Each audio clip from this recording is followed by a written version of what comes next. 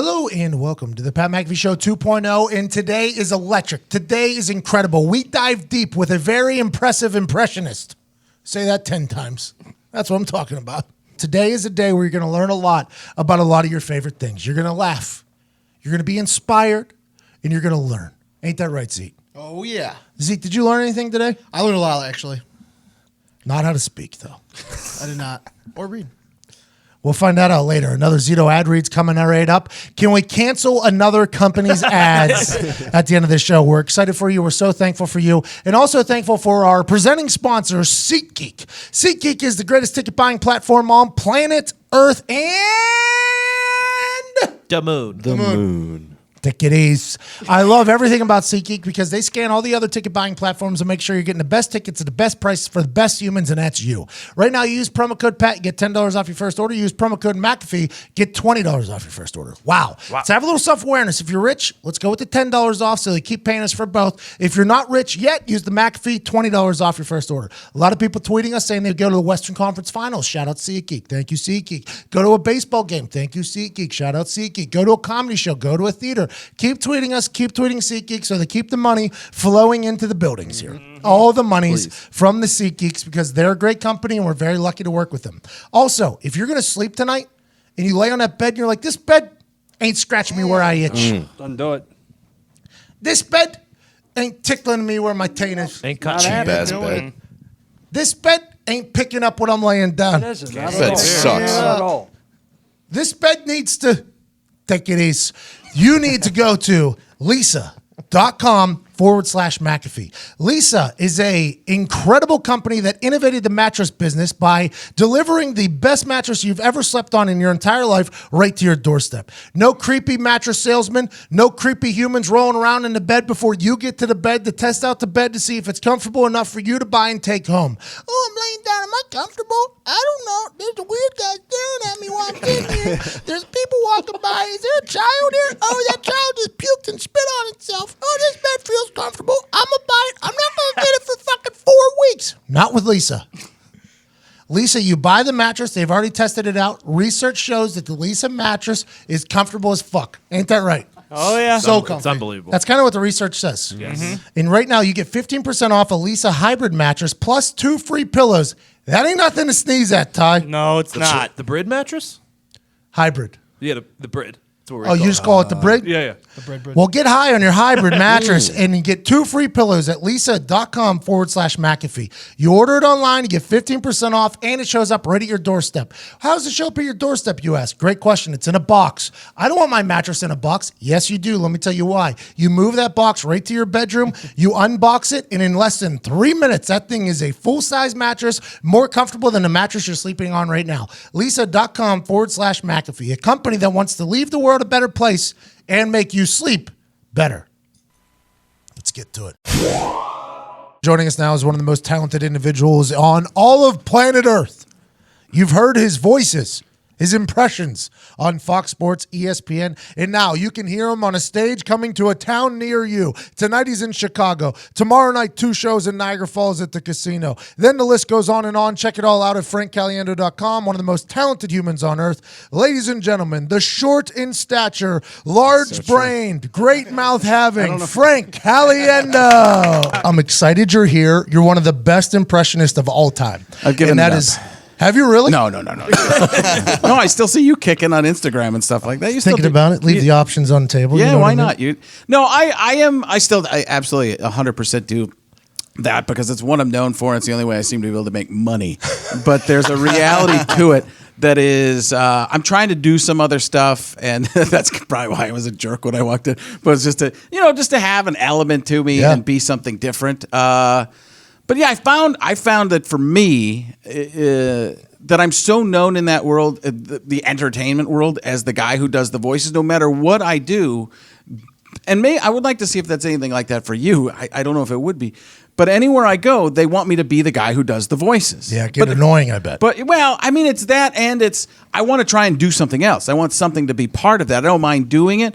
But it's like if you're going to audition for a movie, You don't want to go in the audition and they spend 5 minutes. Hey, can you do some John Madden? He's not even in the game anymore, guys. So when you, but nobody, it sounds like a bit, but nobody's going to ask you to kick when you go in somewhere. Somebody's like, That's not really a wanted thing either. Like, hey, will you come kick some shit for us? That's not really something you can do. But I could see how that could become something where you get annoyed about, because I feel like you probably feel like you have a much broader portfolio of talents than just. I question it at times, honestly. I do, because I think there's certain things that I'm better at and things that I've honed, and it's really hard when I go up on stage. And so, like a tour I did last summer was all about basically for the first 20, 30 minutes not doing the impressions. And you could just, it was like, you've done comedy, you know what it's like. Have you ever opened for a band? No. So when you open for a band, they're there to see the band. So mentally, they're in, and it's not even like opening up for another comedian. It's like, hey, we want to sing along. We're looking for songs we know, and that they're in the wrong mentality. That focus is going, hey, let's sing. Let's hear songs we know. You go up and do comedy beforehand. It's like, what? You're in to try and get them into that first, because they don't even know you're going to be there. So for me, it's almost like opening for myself, and I'm the band. What do you do? Do you do like an impression of a musician there and just sing a couple sing-alongs with them, like Tom Petty? Well, I don't actually do the singing impression, but it's more that I go in there and do, and maybe I'm not following your line of thought, but you can bring me back on. Yeah, you got it.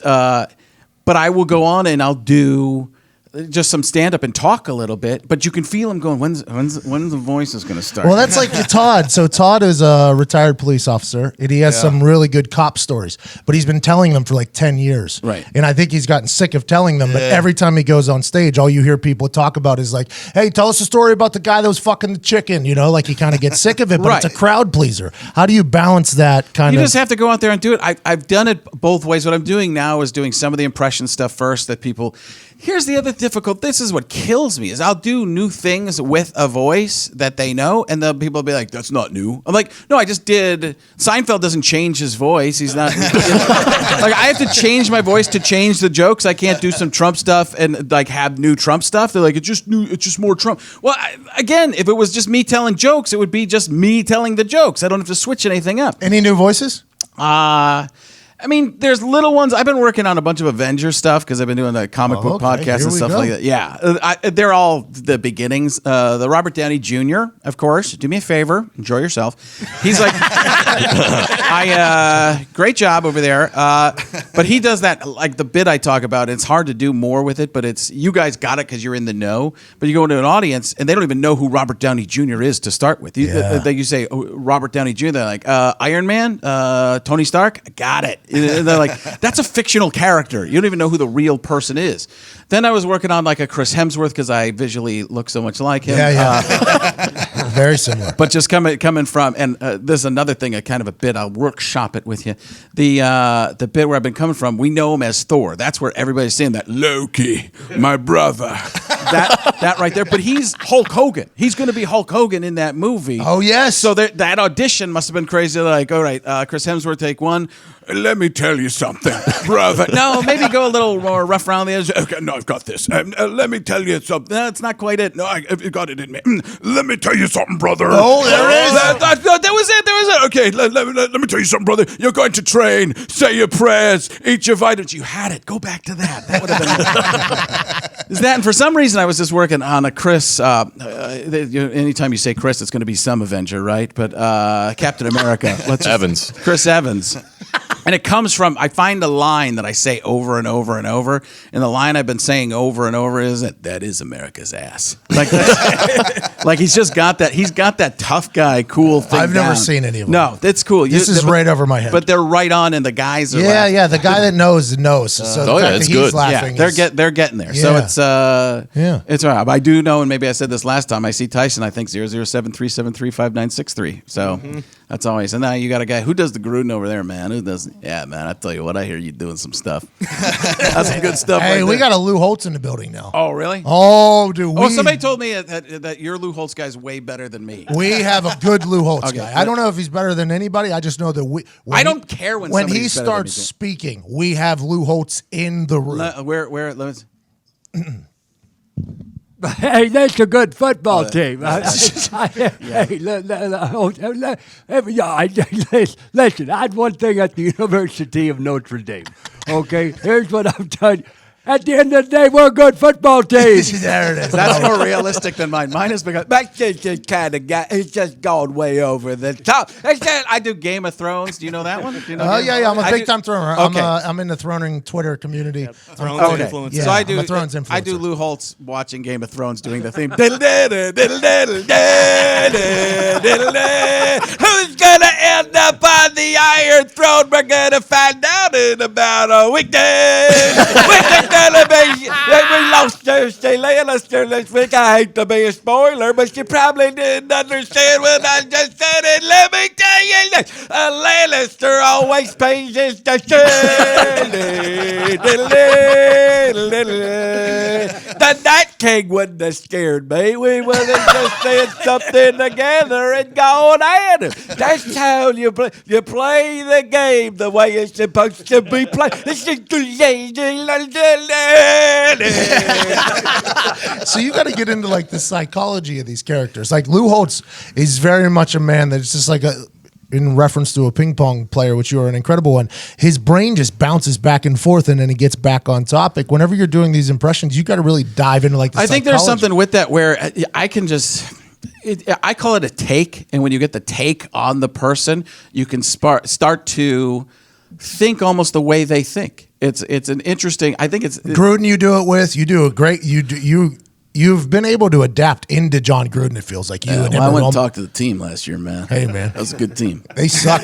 No, we're a good team, man. So I got a text like, you want to come talk to the team? They're at Arizona last year. And I go in and I said, does John swear or anything like that before? And you guys swear all the time on this, right? Yeah. So I go, they're like, no, he doesn't really swear a lot. And then I go in and he's like, we're going to fucking take these guys down there. It's just it's just all over. I'm like, okay, I can say whatever I want. There's going to be no issues here. So then I'm in there for a little bit and I go, or I'm waiting. They have me waiting on the side. Gruden's doing a little bit of a pep talk. And you can feel the guy, you've probably been in that situation in your life. You know, you're working, your team's struggling to get through the season. I come in, they're like, what the hell is this guy? I'm like, I'll tell you what, man, we're going to get out there and we're going to win this fucking game. And you can see the team like, holy shit, are we really? Did this guy come in? I'm like, Derek Carr, man, take a look at you. Got your trapper keeper right there, man. You're taking notes, man. That's what quarterbacks do. You guys get ready. You're taking notes. You know who really takes a lot of notes? Peyton Manning took a lot of notes, man. I'll tell you what. You know where he took them? Up here, man. I don't know. What do you got in the front of that trapper keeper? My Little Pony? I tell you what, man. So Did the room laugh? Oh yeah, they're thank going God. crazy. Gruden's on the side, and he's like, "All right, do somebody else now, man." I'm like, no, man, you brought me in, and I'm scared to death. These guys are huge. That fucking ring that you had, the John Gruden Oh, Super yeah. Bowl ring. Do you wear that every time you go into that character? Most of the time, like Oh. whenever I do it in the in the makeup and in the wig thing. So that sells it, and that's the big, it's a big jokey Hell prop, and he started messing around with that in commercials too. He was knocking on the Hooters. Yeah, is that what it was? The Hooters? Yeah, I think it was the Hooters when knocking on the table when he was at the bar. Yeah. Yeah, like Frank, what's that dude's name? Who's the House of Cards? Frank Terrible guy. Underwood. Terrible guy. Let's make sure it is understood there. I think he's a Let's terrible make guy. sure you're not on his side. I said that about what's his name? I can't. Kevin Spacey. It's Yeah. like Yeah. you used to be able. I could say names. Now you can't even say the names. Like 10 years ago, I'll talk about this in my activities. Like 10 years ago, I'd say the name Bill Cosby, and everybody in the room's like, I hope he's going to do Bill Cosby. You say the name Bill Cosby, like, oh, I hope he doesn't do a Bill Cosby. I'm like, Kevin Spacey, don't worry, I'm not going to touch it, which is probably what he should say. Fine. We're gonna have to edit that out. Would you really? You wouldn't edit that. No, I didn't think you really would, but it's funny that you would even like the things to think about what you might edit out. It's a nightmare. Ty has to stay up all night, just like kind of raking through conversations. Like, okay, what's gonna make somebody look bad? What's not gonna make somebody look bad? I mean, I don't think there's anything anymore. I don't know. I see things come out in the news about people, and you're like, oh, that's not really what was meant there. And you're watching, going, oh yeah, I mean that's and the it's- out of context world. Listen, okay, so this happened to me last week, 2 weeks ago, in the draft. Before the draft, I'm calling Steve Keim, and I'm calling him. I'm friends with Steve Keim. I coached his kids, a GM of the Cardinals, and I'm calling him up, and I'm leaving him messages as John Gruden. I'm like, I'll tell you what, man, I've been listening to some local sports radio. Right there, you know that it's a joke, right? Like I've been listening to some local sports radio, and I got some ideas for some trades. So how about at number 1, you take Joey Bosa. Now we're talking. Then at number 4, I take Kyler Murray. I'll tell you why, because I want Joey Bosa. You want Kyler Murray. They're not going to be in their respective spots. I give you a 27 to go with that number 1. My former number 4 with your number 1 is switch. And Josh Rosen, well, he's a good kid, man. He'll find some place to be. But I'll tell you what, we'll care about that later. It's a good trade for you. It's a good trade for me. I love this deal, man. So it's obvious that it's a joke, and it's called from my own phone, right? Yahoo runs with it. Yes. The saying that I almost changed the draft. It wasn't even close to him. I also called him as Jay Glazer, and I was like, You're not gonna fucking. What the fuck is going on here? there's no fucking wait. Wait a second. You fucking tell me that you're gonna make a trade with John Gruden, Steve. That's the fucking stupidest thing I've ever heard in my entire life. Why'd somebody trade number 1 for number 4? And you know you're gonna the number 27 is not gonna make a big difference. Hey, by the way, I'm on my way to work out. You want to go work out with me? What I like to do is work out on my way to work out. You ever work out on my way to work out? It's unbelievable. And let me tell you this. It's important that you guys are listening about this. Demi Lovato knocked out my tooth, went viral. Anybody hear about that? so then I call him up as Schefter and said, "Hey, Steve, it's me, Adam Schefter. I was just wondering if there's a possibility that you could give me a call as well. You've been talking to Rappaport. You've been talking to Glazer. I just want you to know my phone is still here. You have the number because I called you. You have caller ID, and everything's going to be fine. If you don't get back to me, I'm not sure where our relationship is. But I believe we're truly friends. Thanks a lot. Once again, this is Adam Schefter. A good friend of yours. You have the number. And just give me any information you might have. Appreciate it. Well, by the way, we're doing the draft." Steve Keim also got a call from Dorsey while he's on the clock, so this dude is just getting assaulted.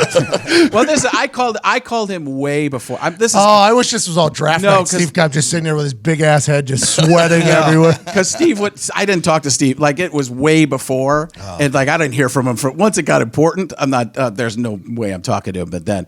But it was pretty surreal that people were taking this stuff out of context and like using his quotes in my quotes. Because I did Dan Patrick's show that day, and he called into Dan Patrick, and I thought there's no way that he would ever do that day because we'd set it up weeks ago, and he's getting killed about the draft and stuff like that. So people are going after him, and I'm like, there's no way Steve's calling in the next day. And the producer's like, yeah, he's calling in. I'm like, you're kidding me. He's that good of a friend that he would really do that? All right, cool. So then we talked a little bit. We talked about how I was joking with him and stuff like that. And then people took quotes out of context and merged them together and made it look. In Arizona, like in Phoenix, people were like, "Oh, Caliendo, you almost changed the draft." And people were like, "Hey, grow up, man. You want great calls. Who are you? Is this Crank Yankers that went off the air years ago, dude?" Like, no, that's not even what it was. Nobody thought this was real. It was a complete fake until fake news. It was like, what in the earth was going on? I'd never been in something like that was that much off awesome. What it was. 2019 is an incredible time to be alive, man. It's an incredible time to be alive. Do you like it, or do you get? I mean, because there's great stuff about it, but it's also scary. I literally live in my own bubble here. Like, literally live in my own bubble here. If it's not inside my world, I don't really know. Here's part of much. the deal, though, and this is something that you've done, and I think like a person like Charles Barkley has done, and there are certain people who come up, and Charles Barkley, I may have talked about hilarious, by the way, right? Very funny because he's honest and truthful. Yeah. He comes from truth, and that's what I think is really great. But he, years ago, when he was in the NBA, said, "I am not a role model." Then he went out and constantly proved it. And that's right. And you set up your character. And once you have that character, that's kind of what the super Trump people love about Trump is like, "I am what I am, and you're going to deal with it because I'm fantastic." And you're like, "Wait, is that really what you just said?" He cuts a promo, like a wrestling promo, every single day. And that's all it is, right? Incredible. And I don't care what people on the political spectrum, whatever, but it's you've set up who this guy. It's a character, and I've done sketches with him, and that's the part that what scares me personally. It's like I've seen behind the scenes, like he's like, "Oh, don't pay any attention to that." Like, really, this is way before he was president. Like 10 years ago, I did a sketch with him. I'm like, "Wait a second, you're just." He's like, "Okay, watch when we go on." It's like all of a sudden he starts changing into this guy. Like beforehand, he's like, "Is this okay? Does this seem all right?" And like he's doing all that kind of stuff. And then he gets on. He's like, "We are going to make sure." Like, that's not even the same person. And I said, "I heard you talking about this. Was the conversation. This is again 10 years ago, nothing to do with recently." But I said, "I heard you talk about China." He's like, "Don't pay attention to that." I think he's still living in that world. I just spit. Lou Holtz. Did you see that? That's for your garbage. Yeah, that is a really great Lou Holtz. That's one of the things I found with the impressions too is that I don't always try to nail. Listen, there are people that are better than them at me too, better than them than I am. Quite a few of them. So a lot of I know it's going to work through the math. I saw you. I thought you did that like you were trying to walk off a kick right there. How much space do I have? Okay, there's my steps. How fast is this guy coming at me? So. Well, I don't even remember what it was. I got another football reference, tied it into you, and lost my own. No, you were saying that there's people that are better at them than you. Yeah, but and I make them more cartoony. So if you make them cartoony, it's your own thing, and it's not the dead-on impersonation anymore. It's the impression, which you can do a lot more with. You create the goofy character, like Will Sasso did on Mad TV with the Kenny Rogers. With the Kenny Rogers, his Steve Austin too. Oh, Yeah, so good. I mean, it's just stuff that. I think you're selling yourself short, by the way, though. I think no, I'm it's No, that was not a short joke because you are incredibly short. But I was saying, like, I think you are selling yourself short right now. I think you're a legit impressionist. I'm decent. Yeah, I'm good. I'm No, good. you're not decent. You I'm spend a lot of hours. I'm one of the best. If not, I'm the best. The number lights are one. Incredible.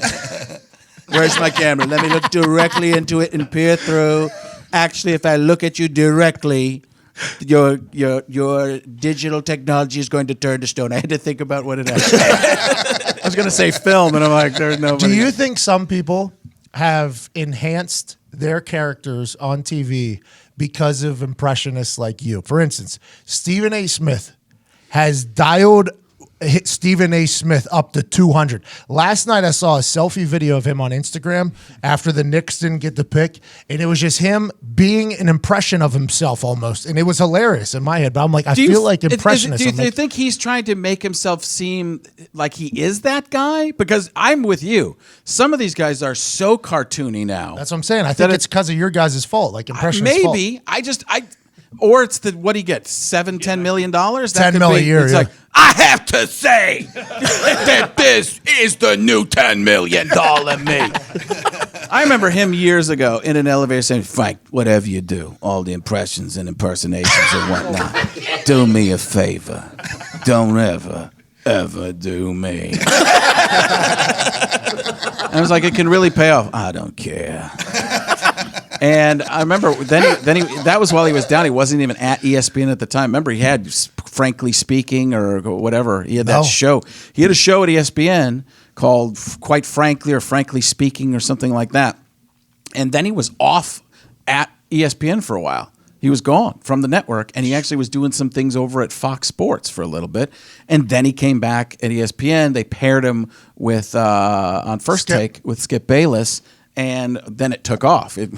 Cold Pizza all those years was there. Oh, boy. Nobody cared. And then all of a sudden they embraced debate. It was incredible. And it works. I mean... they've run with that embrace debate thing really hard. Yeah, and I don't know. Every show. Every show. Yeah, like, do you ever... Half the time I watch a lot of these shows. And I do. And I just don't. It's the exact opposite of what I was talking about with Charles Barkley and the debate shows. I just can't believe certain people have some of these takes where they're like, the Dallas Cowboys are going to win 25 games this year. You can win the Super Bowl and you haven't played that many. Explain to me, how's that counting preseason and scrimmages? What is that? Like, how can that doesn't even work out mathematically? It moves the needle, though, they say. I guess I just don't know. I'm. Are you still with ESPN? No. I mean, they've asked me to do some certain things, but last year they asked me to do a couple things, and I was always like a independent contractor type. Like I had a contract to do a certain amount of stuff, and most of the time they actually wanted me to do more. And I'm like, I don't have enough to do more in this world. There's only I don't want to do 6 Adam Schefter sketches just to fill it, because once you've done a couple. it just feels like it's there. Well, especially as a creative human, you kind of get bored. I would assume you. Get Yeah, I bored mean, with things. it kind of goes along with everything I've been talking about. I don't mind going back and do it. If something is interesting and timely, I'll go and throw it. You know, if they want me to do a Bill Belichick or something, I'll go and mumble for a couple seconds. And that's really all it is. It's the makeup and the look like I don't want to be there. That's what the fun part of it is. What are you going to do? Why don't you write a TV show or something? I feel like your I have brain, you have so many ideas and characters. Like I feel like writing a sitcom or something like that seems like I had a deal a couple of years ago to do a sitcom. It was going to get made, and then there was a bunch of like all of a sudden they wanted to change everything at the last second. I'm like, and they wanted to. We're like a month away from actually shooting it. And I'm like, you're changing. I can't change everything. Well, they hired you to write something, and then they'll you make me it with better. somebody else, and the guy's a great writer. But then all of a sudden they're like, well, we don't have the budget for this, and this, and this. I'm like, we had 6 months to do that. I don't want to do it right. 2 weeks before, and then because it was my life. I was like, I don't want to put my life out there and have it just suck so bad. How did you get here?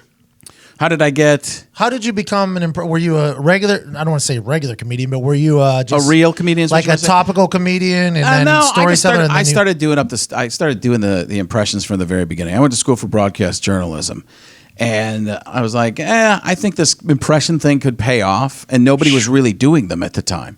And now you go on YouTube, and there's 50 people, 1,000 people doing just. But what they don't do is they'll do these great voices, and then they don't have any context for them or where does it go? What's the material for it? So I just started getting up on stage, and there was nobody. How old? Just graduated from college, so 22.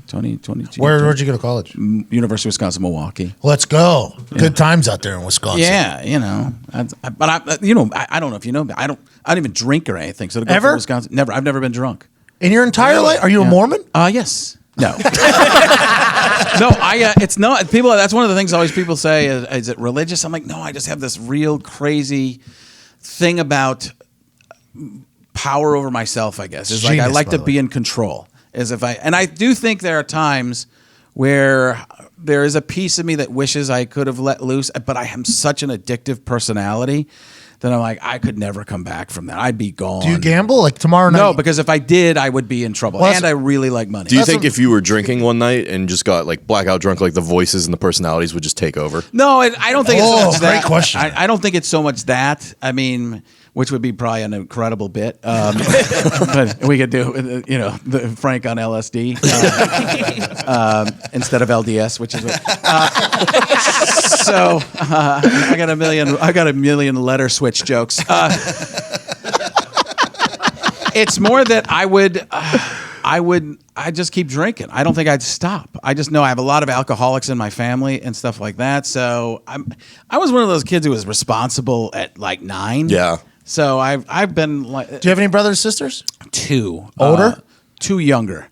So I'm the oldest. My brother Rico Caliendo. Oh, Jesus. Love He's it. Italian. He does the books. That wasn't a joke. And so it's Frankie, Rico, and Terry. I don't know, which doesn't really fit with the other ones, but yeah. So it's the 3 of us, 3 boys, and and none of us look. We're all blonde. None of us really look that Italian. So it throws people off. So what's next for you? You do stand up. You got a lot of shows. FrankCaliendo.com. I just saw a lot of shows on deck tonight in Chicago. This is here tomorrow. Tonight in Chicago, Niagara Falls, and I think you're working Monday too. Like you're doing a lot of shows right now. Are you? Well, I'm doing a lot of. There are a lot of workshopping type shows. So they're half doing the stand up, half we're just working things out. I've gone away from doing theaters right now. Because you have to do that prepare. I feel like it's got to be a more prepared show, at least for the audience that's coming to see me. Got it. And I like the club shows way better. I can go in, you charge a little bit less for a ticket. I goof around. I'll meet people after shows and stuff like that a lot of the time. And just, it's me learning and trying to do, I mean, you give me the opportunity. Like you come in, you go, it's not even shtick. It's like we just go back and forth. It's like, people being people. Yep. I can't. A lot of places I go to, and I can't. They're like, okay, now we're going to do some promotion for your show, and what do you need me to set up the John Gruden? Just talk to me. Yeah, Just yeah. talk to me. Let me be a human being. I'll make it happen. I've done this before.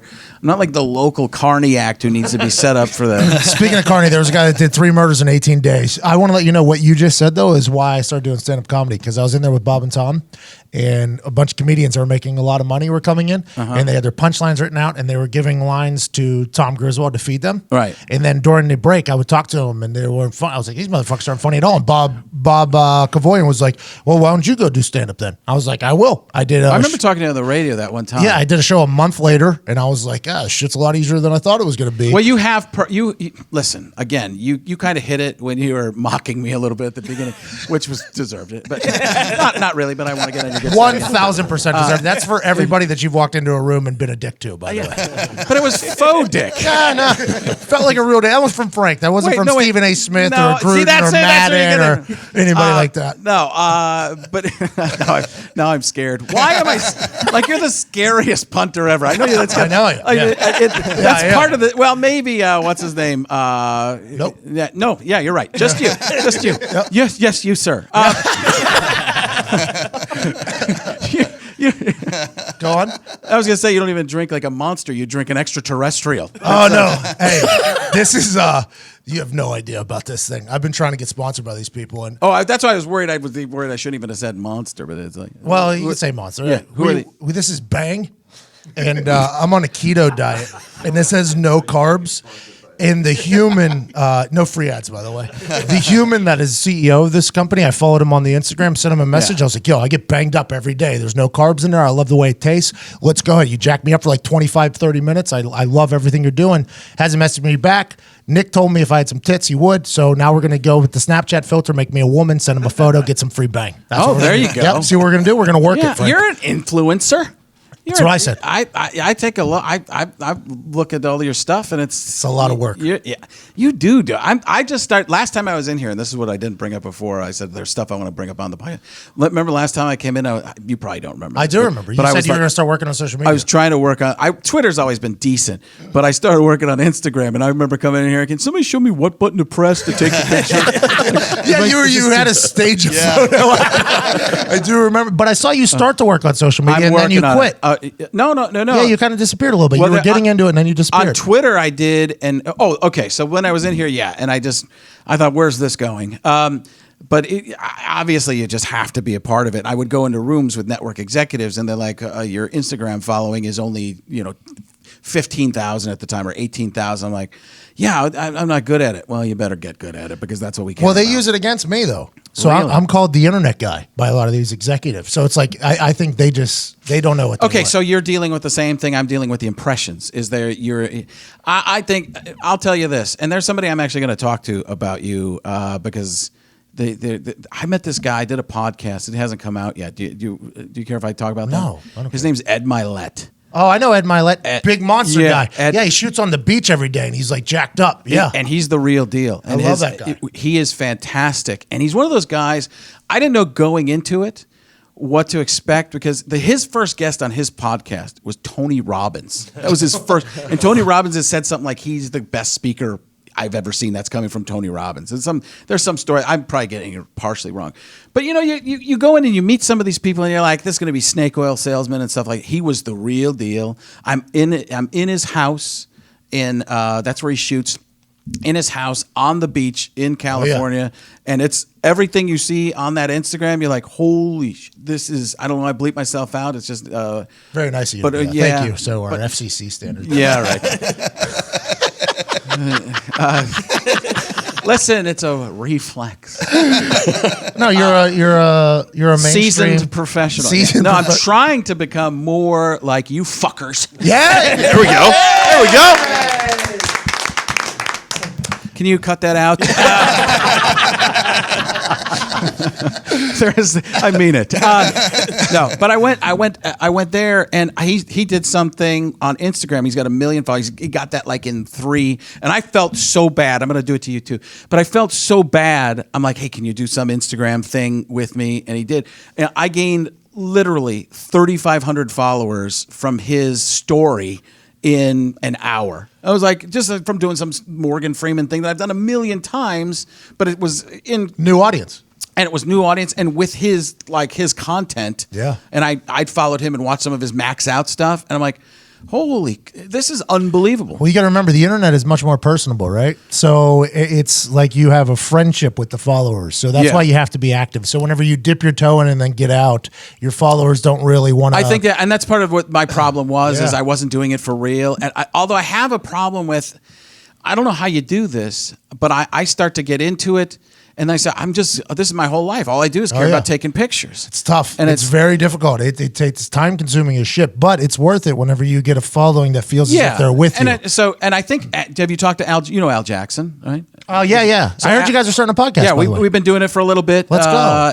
At Al and Frank on Twitter and Instagram, but alanfrank.com can get you there. Good but we plug. call it Alan Frank Good Try to plug. Be Serious. Yeah, I was trying to work it in semi-naturally. You did great. No, Seasoned veteran. you knew what it was. There was nothing hiding any of that. There was. Oh, we have a new podcast. That was a drug test I didn't prep for. So it's. I have actually had to do that. I know. That's how no, not me, but I've tied it into the show. I was Look trying at to do you. that. I try to be aware a little bit.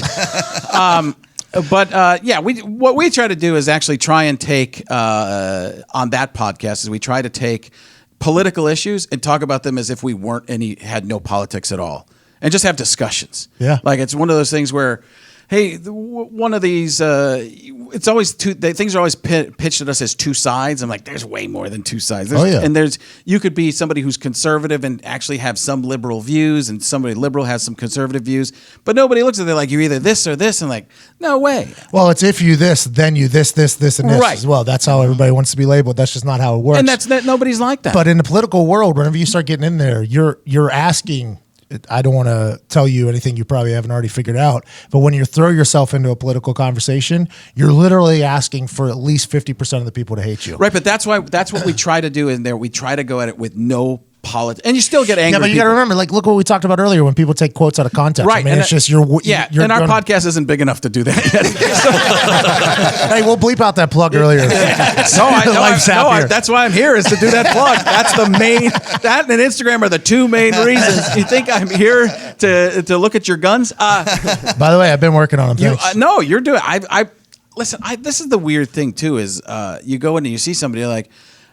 You're pretty fairly jacked last time, but you seem even more jacked. You seem leaner. Oh, appreciate that. Is that it? Keto, man. That's where no carbs, man. I mean, I had some Oreos late last night because I did a big cardio session. So I kind of fucked it up, but that's why this Bang thing is really good. There's no carbs. I do the keto diet. Right. Okay. Have I ever done a diet? No. You look fit. I'm fitter than I had been. Like I look. That is something I feel like you do worry about, though. Because last time you were here, you talked about it. You were like, people were making fun of you for being a little bigger. I think I was down some last time I saw you, though. I gained some back, and now I'm trying to get back. But I look at some pictures, and I am literally a heavenly body. I'm the size of something outside this planet. I have pictures of me with Tom Cruise on the Tonight Show. I have pictures of me with Halle Berry, and it's like, hey, can we Photoshop these? Can we green screen my face? Like I have these pictures with the coolest people. Scarlett Johansson. Looks like I'm going to eat them. It's the worst feeling What's in the hard for world. you, sweet tooth? Yeah, chocolate. Me too. Man. Yeah, I don't know. And I've discovered like some stuff I can put in like coffee that's like a sugar-free thing that actually it's chocolate chip, but it tastes kind of like chocolate, so it tastes like it's a mocha. So I just make these all the time at Sweet home. tooth in there. Yeah, it's constant. My kids will get mad at me because they'll have some candy and I'll eat it all. We're kind of in the process of not only being entertained as all hell by his impressions and his incredible brain, but also now we're starting to transition into teaching a little something to the old dog. New tricks for the old dog. You're about to all really enjoy where this conversation goes. You know what I don't enjoy? What's that? What you enjoy? Alarm, the willies, the heebie-jeebies, panic. There are dozens of words for fear. Me too. What's that? Me too. You don't enjoy that? I don't enjoy all of those. Well, there's only one word, though, Zito, for exceptional home security. Oh. I like that That stops fear at your front door. Oh. It holds out the 8-sided stop sign right at your front door and says, "Not up in here." Hexagon. Go on. That is wrong. That is absolutely wrong. Octagon. Nailed it. Thank you. Welcome back. That is Simply Safe. Simply Safe is home security that knows it feels good to fear less. This is award-winning 24/7 protection that protects your home through it all. Through blizzards, blackouts, burglars, Really? There. rain, Oh, hell, makes sense. brimstone, fire. Simply Safe has won awards from all the tech experts that matter. Like, Say that 10 times fast. like. The Verge, you ever heard of it? Oh yeah. They call Simply Safe the best home security. Doesn't get much better than that. It's won Reader's Choice from PC Magazine. Big one.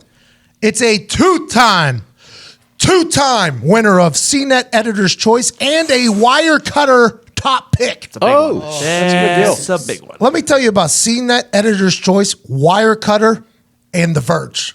Those three would never lie to you. No, they wouldn't. They are don't top of think the so. top when it comes to this type of shit. And also, here in the office and at our houses, we all have Simply Safe. We call it the #1 home security because it's simple, it's convenient, it's easy to put in, and it stops burglars right at the front door with a hexagon that says, Stop. try Simply Safe with free shipping and free returns. You'll get a 60-day risk-free trial too. Order now and have your home protected within a week. Go to simplysafe.com/McAfee to get started today. That's simplisafe.com/MCAFEE. Be sure to go there so they know we sent you. Simplysafe.com/McAfee. Go to sleep tonight with a little bit of comfort. Simplysafe.com/McAfee. Ladies and gentlemen, we're only getting started with Frankie Caliendo. Paisan. Let's get back to it. How many kids? Two. I have two. Are any of them entertaining? What do you think they're going to be? Athletes? My son is like he's over the top math smart. Like he's in. He's going to run numbers like Terry or whatever. Or Rico. Yeah. Old Uncle Rico and your son just running numbers together. Or like my Uncle Phil. My Uncle Phil was the best because he was. I shouldn't even tell you what he did. You look him We'll up. bleep it Google. out. Google. No. Phil Caliendo? Yeah, look, Google him. But at one point he said, "Hey Frankie, you can't get cheese in Chicago without going through me." Like, what does that mean? What kind of cheese? Any cheese. You know what I'm saying? I'm like, no, I don't. Like, so Oh, so your family's connected, huh? I'm Italian. Well, yeah, we got a lot of Italians in here. We got two. There's DeGilio. There's Maroldo. All right, let me ask you this: in your Italian families, is there at least one person that you know? And when I say at least one, there's more that has mob ties somewhere along the way. At least that's the down the line. story. That's the tale you get told. Right? Yeah, and they're proud of it too. Like everybody who's So proud. everybody who's always against, like, that's a stereotype. No, the Italian people in my family are, hey, you know, We got Jimmy over here. his name's not really Jimmy. They changed it. Wink, wink.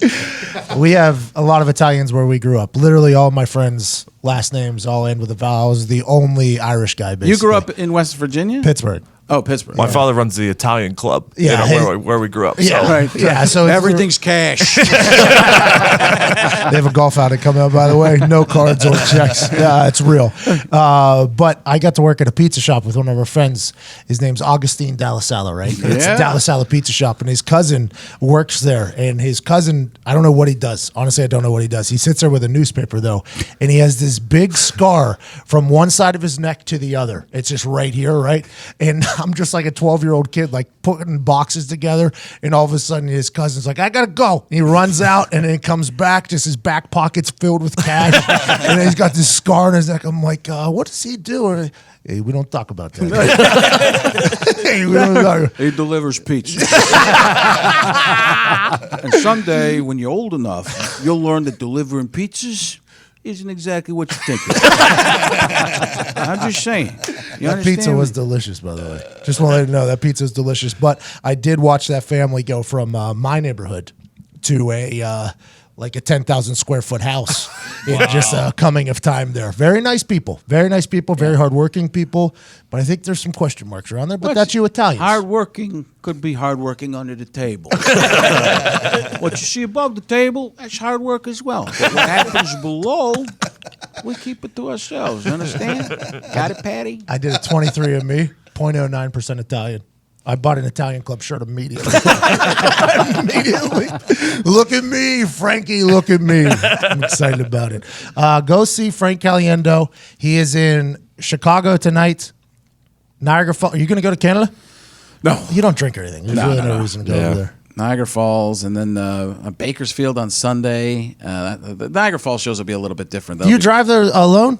You got your like anybody with you? Well, Bakersfield's in California, so I'm not driving. Something to think about, though.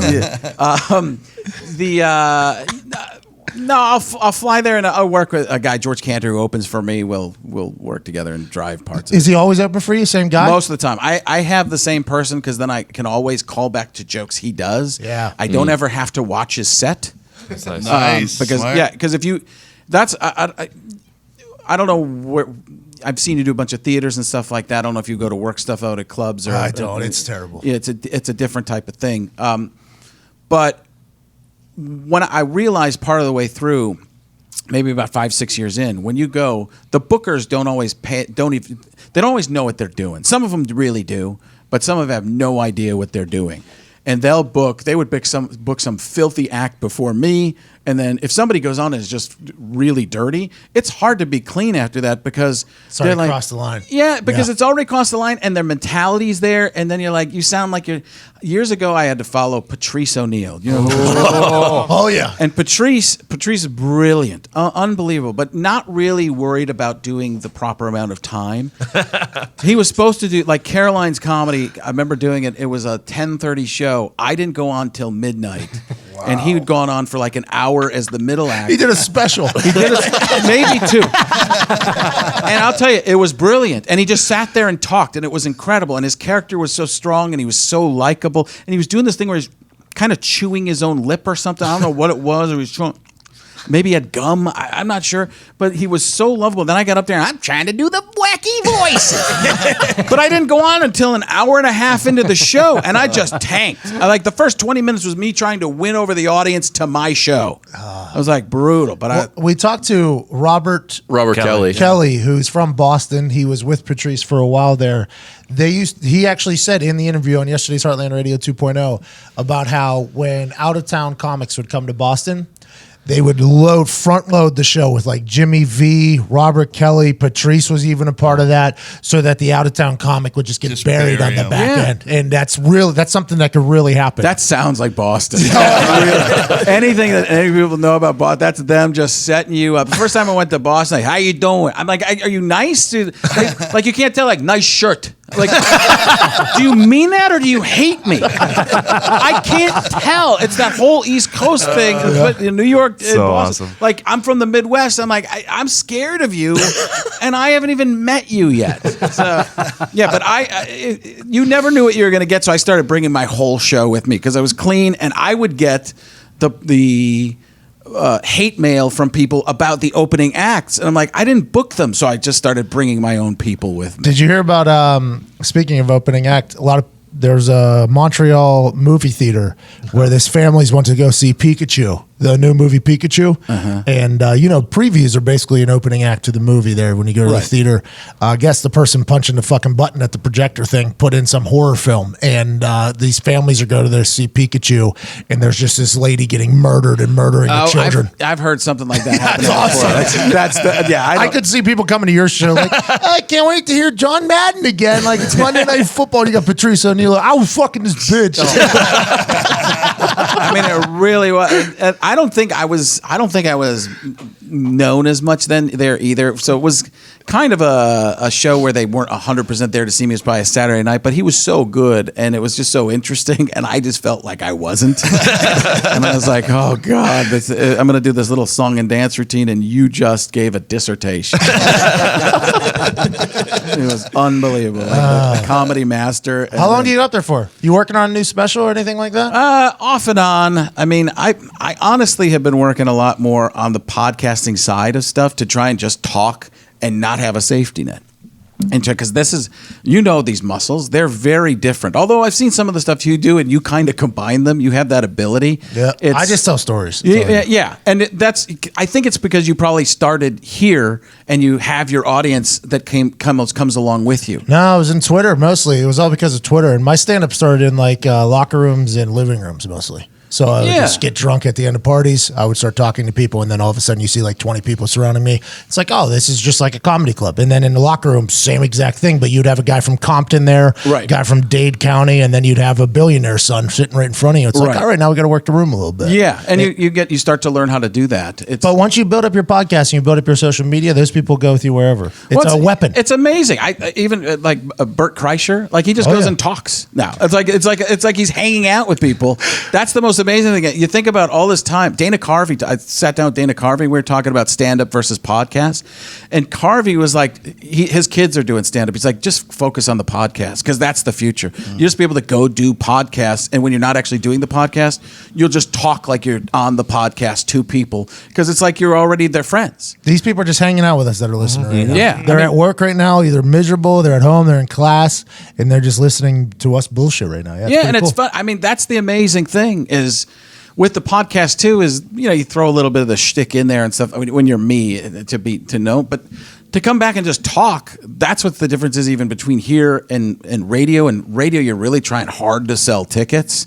So the podcast thing, and we're even more laid back on the show that Al and I do, and it's just talking. And when people know where you're coming from, they're like you said, they become friends and they feel like they know you. And if you give them that opportunity, you get to know them a lot better too. You just got to show up for them though. You know, that's the big thing is like consistency. Like both on social media and on the podcast. I have friends who worked at YouTube. They said the average time it takes to win a YouTube to make a YouTube channel really go is 6 years. That's the average. People think they're all these overnight things. It's 6 years, but most people quit after 2 or 3 months. Yeah, because you got to be not even that. Normally, it's like fucking the first month. They're like, "Well, people aren't doing. I got other stuff to do." It's like, well, you just got to show a little bit of commitment so that they can show commitment back. It's a relationship. And I learned this from I feel like I'm plugging everybody, but it's the truth. It's why it goes. But Joey Diaz, I did his podcast. Oh, what's his? Mad Flavor. Yeah, there's Mad Flavor. Church of What's Happening Now. Yeah, incredible, electric. He's amazing. So I went in there. I call him, and first of all, you text him once. He's a Cuban guy who looks Italian. He's going to be in the new Sopranos movie, but he's like. He just, hey, how you doing? Everything we did is like, that's exactly what it was. He was talking about on there, like stealing coffee making machines and selling them somewhere else for drug money. It was just like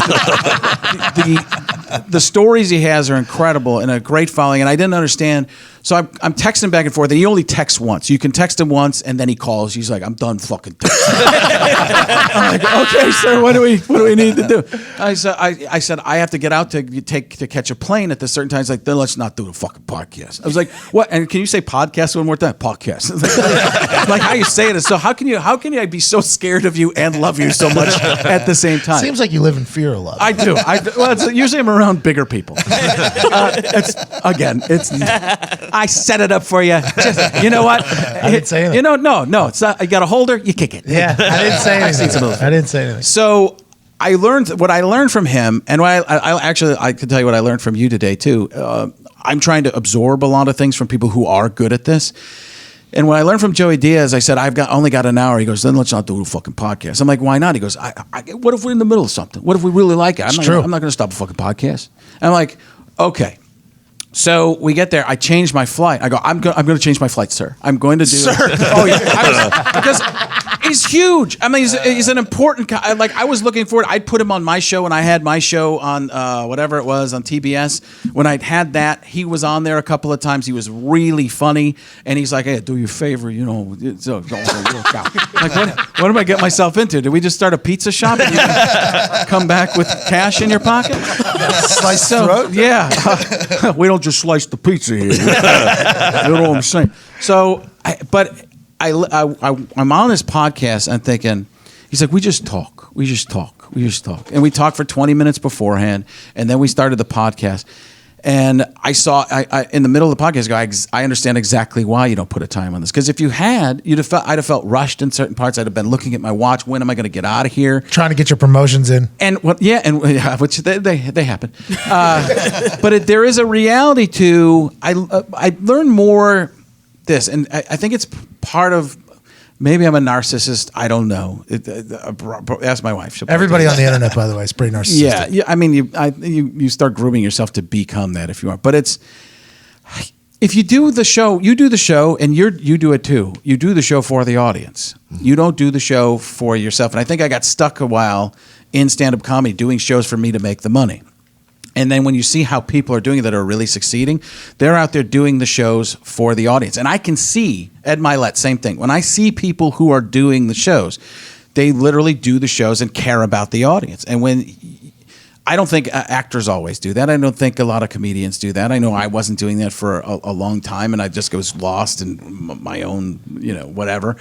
But you start to see that, and you see how people do it, and you go, okay, this is how people connect, because they are actually, you're doing stuff for yourself too. It's not like you're just selling out to do stuff for the audience, but you do the piece of you for the audience and the audience gets something out of it. So we have something, it's like, it's very much, it's like, we'll do something and you'll actually hear me say like, this one's for me. Like this one's for me. Like I'll actually say, like, for instance, this kid is Cuban. He's from Chicago. He's a college graduate. Tough reader though, can't read. So we have him do our last ad read of every podcast. Perfect. And it's for you. It's 100% for me. Just sit there and enjoy it. But yeah, I think it's a relation. You got to remember, the internet is a relationship. Yeah. You are in a relationship with your followers, and they can either go to war for you or against you if you turn your back on them, just like a regular friendship. It's just the way it goes. So you got to show up for them, though. Is it scary, like in your peers? There are discussions that go on with people that were famous pre-internet, really, or pre-social media at least? Is there fear of, because you have to be naked, right, to be an internet personality, a social media personality, and that's part of what I struggle with. Because they sense when you're faking, you know what I mean? And you go, so you see, everybody knows everything about Pat's life. Everybody knows everything about Bert Kreischer's life. They see the inside of their house. They see their kids. They see their animals. They see what they're cooking. Open book. Like you're totally naked. Is that scary? It's scary to me. I struggle with it. I struggle with it a huge, because what my whole life has been on, especially in media, has been put a mask on and dance around and pretend to be somebody else. Mm-hmm. So that's something to think about. And there's usually a little piece of me in that, and I get to hide behind the costume and stuff. But to go out there and do this, listen, and I find it's a weird thing. So people think of me as this regular person a lot of the time, and I kind of am. I come in the shorts, the basketball shorts. Yeah, you dress terrible. I haven't brushed my hair at all ever. Yeah. And I try to get my it becomes haircut time because I know I don't want to fiddle with it enough. But I actually I have 3 houses that are all combined. Like I have a compound. Like that's what my house is. But I don't put it. And I was talking to Ed. I go, how do you do this? How do you? Because he puts his stuff out there. He's like, you just do it. And it's like, you got to remember though, your people are proud of you for that, right? Like, so my people, I'm not scared to show. Like for instance, where I live, I have a pretty nice spread. I'm not scared to show things because people understand, since they know so much about me, that I've worked my ass off for this. So they're like proud. It's just like a friendship. You know what I mean? That's the interesting thing for me too. Is I did work. That's some people like Ed and some other people have said to me, like, you did work hard for this. Very hard. You did work to get there. It's not like you didn't make a lot of sacrifices. And but there was a time when I was in LA too, for the most part. Early 2000s, that's when everybody was not showing anybody anything. That's when they were changing. A car company I knew changed the name of their car company because it sounded too uppity. They wanted everything to be more grassroots and stuff like that. Everything had to seem, and then social media blew up, Instagram and Twitter and stuff, and everybody was just showing. It was MTV. So MTV you're your Cribs. own reality show, right? So this is how you got to look at it. I tell everybody, your social media accounts are your own reality show. I believe that. On Twitter, a retweet is a commercial for your reality show on somebody else's reality show. Okay, so that's how you get, and to get retweets, you got to be relatable, entertaining, or informative. Okay, so those are the three things. You got to be one of those three. So whenever I'm watching Thrones, I watch every single scene, right? Have I not? Oh, yeah, it's weird. Every single scene. That was funny. I was almost like everything you said. Yeah, that was like not even real words. I've watched 2 episodes of Thrones, and I've become a Throne influencer. I was quoted in like Sports Illustrated, USA Today, and I have no idea, but I'm just sending out relatable Throner tweets. I'm almost gaming the Throner Twitter, and it's become a gimmick for me. But that's really how Twitter works. For you, since you kind of had your big come up before social media, if I were you on Throwback Thursdays, I would show photos of you back in the day, and in the captions, like on Instagram, don't be scared to tell the story about what happened that night, how you got there, and shit like that, so people can learn about your story. Since you got big before anybody could learn about your backstory. That's a good idea. I like that. Thanks. No, finally. Now was that dick me or was that? No, that was funny. But honestly, though, that's all social media is. People are just looking for genuine humans. That's all they're looking for. It's weird to me though that's what people are looking for. But it seems like almost an oxymoron at times because some people are there are some people who are pretty big who are so big they're just showing what they have all the time too. Yeah, but those people are just big because they have a big name. Right. Yeah. Their fans aren't good. Those fans aren't going to follow them and go to war for them. Those people are going to turn. Okay, so those people are going to turn on them as soon as everybody else turns. I totally agree with you because that's what my audience is basically like too. My audience it's starting to change a little bit because I've been trying to be more honest and real with who I am from this stuff.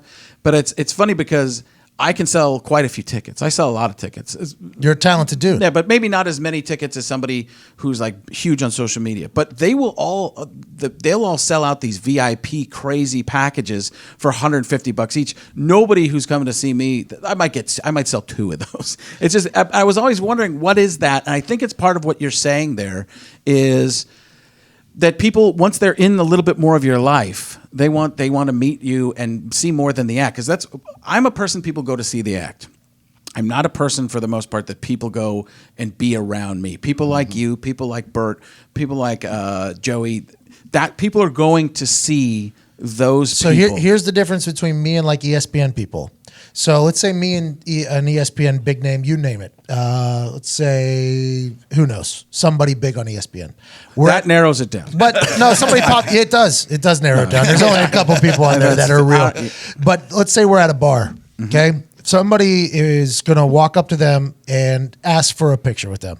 Somebody's going to walk up to me, ask for a picture, ask for a beer, and talk to me for 15, 20 minutes because they feel as if we're friends as opposed to just a figurehead that's on TV. And do you like that? I feel like you're the type of person who does like that. Yeah, I don't care. I like to talk about things that are outside of the impression world. Like if people want to talk about real life stuff, I like that. But as soon as people start doing impressions for me, it's just or want me to do like impressions. Yeah, but you got to remember, like that's a big moment for them. They're going to go tell all their friends and family. I ran into Frank Caliendo. He did this, right? And their friend's going to be like, "You didn't do the Grover." Exactly. He's going to get buried by his friend. You don't have to do the burying. No, I always listen. I'm not a jerk about it. Well, but I don't know. I've seen you walk in here. You know. You're a cocky sucker. True. I still feel like you missed that whole point, or you're just trying to kill me because you know you could kill me. Don't be scared, man. All friendly waters here. But no, it's a whole new era, and it's something that executives don't get. That's why I'm labeled like the internet guy. So I wouldn't have done that. I'd have labeled you. As a dick. I don't mean that, but I would have thought you got labeled as the guy from sports first, as the guy who's the kicker, as the guy from football. And it's amazing that you're the internet guy. Yeah, from the sports people. Which I think you've actually already gone a step in the right direction, though, because it's probably better to be that pigeonholed than the pigeonholed of you're just a kicker. Yeah. Or just a punter. Well, I had to battle through that while I was in football. But remember, anytime I shoot something into a trash can and there's other people around, if I miss it, they'll say that's why you were a punter. So you're always got to be on. And anytime there's an athletic, anytime I do a voice other than, if I do a voice that isn't dead on, so they think. Yeah. I'm like, well, it doesn't have to be. It just has to be silly. I'm a quote unquote comedian. That's right. And I actually walk around with a pair of quotes. But I think I honestly, I don't even know what that means. I'm glad I got a big laugh. But now we run our own business, right? And it's a very successful business. Everybody here is getting paid nearly more than they've ever gotten paid in their life. More than they're worth. Well, me for sure. I don't know about everybody else, but That sounds about right.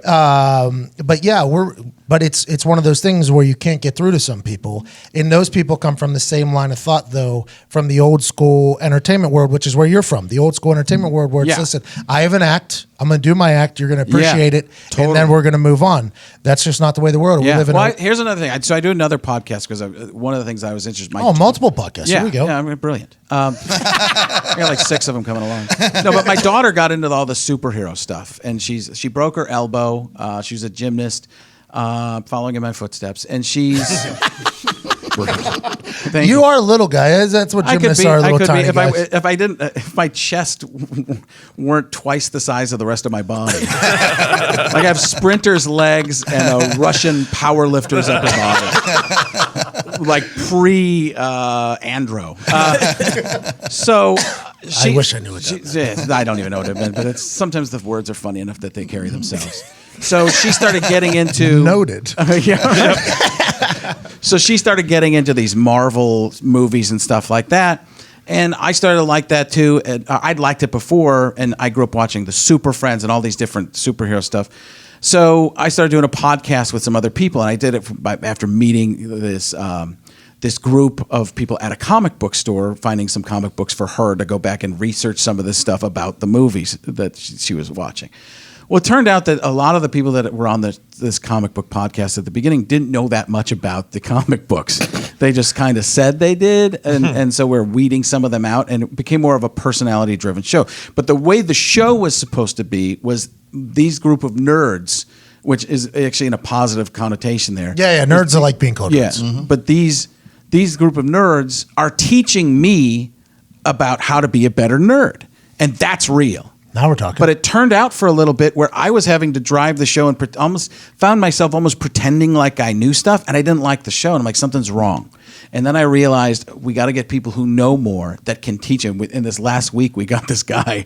Like he started citing issue numbers of X-Men. And Now I was we're like, talking. Ding, ding, ding, ding, ding. We have what we've needed for a while. And all of a sudden, he's like, yeah, in episode 109. And he's like issue 109, 109 through 104. What actually happened was, and he's got this cadence of speaking that I'm going to work on doing the impression. I'm like, okay, this is what we needed. And another guy on the show his name's Corbin, and he was pretty good at that.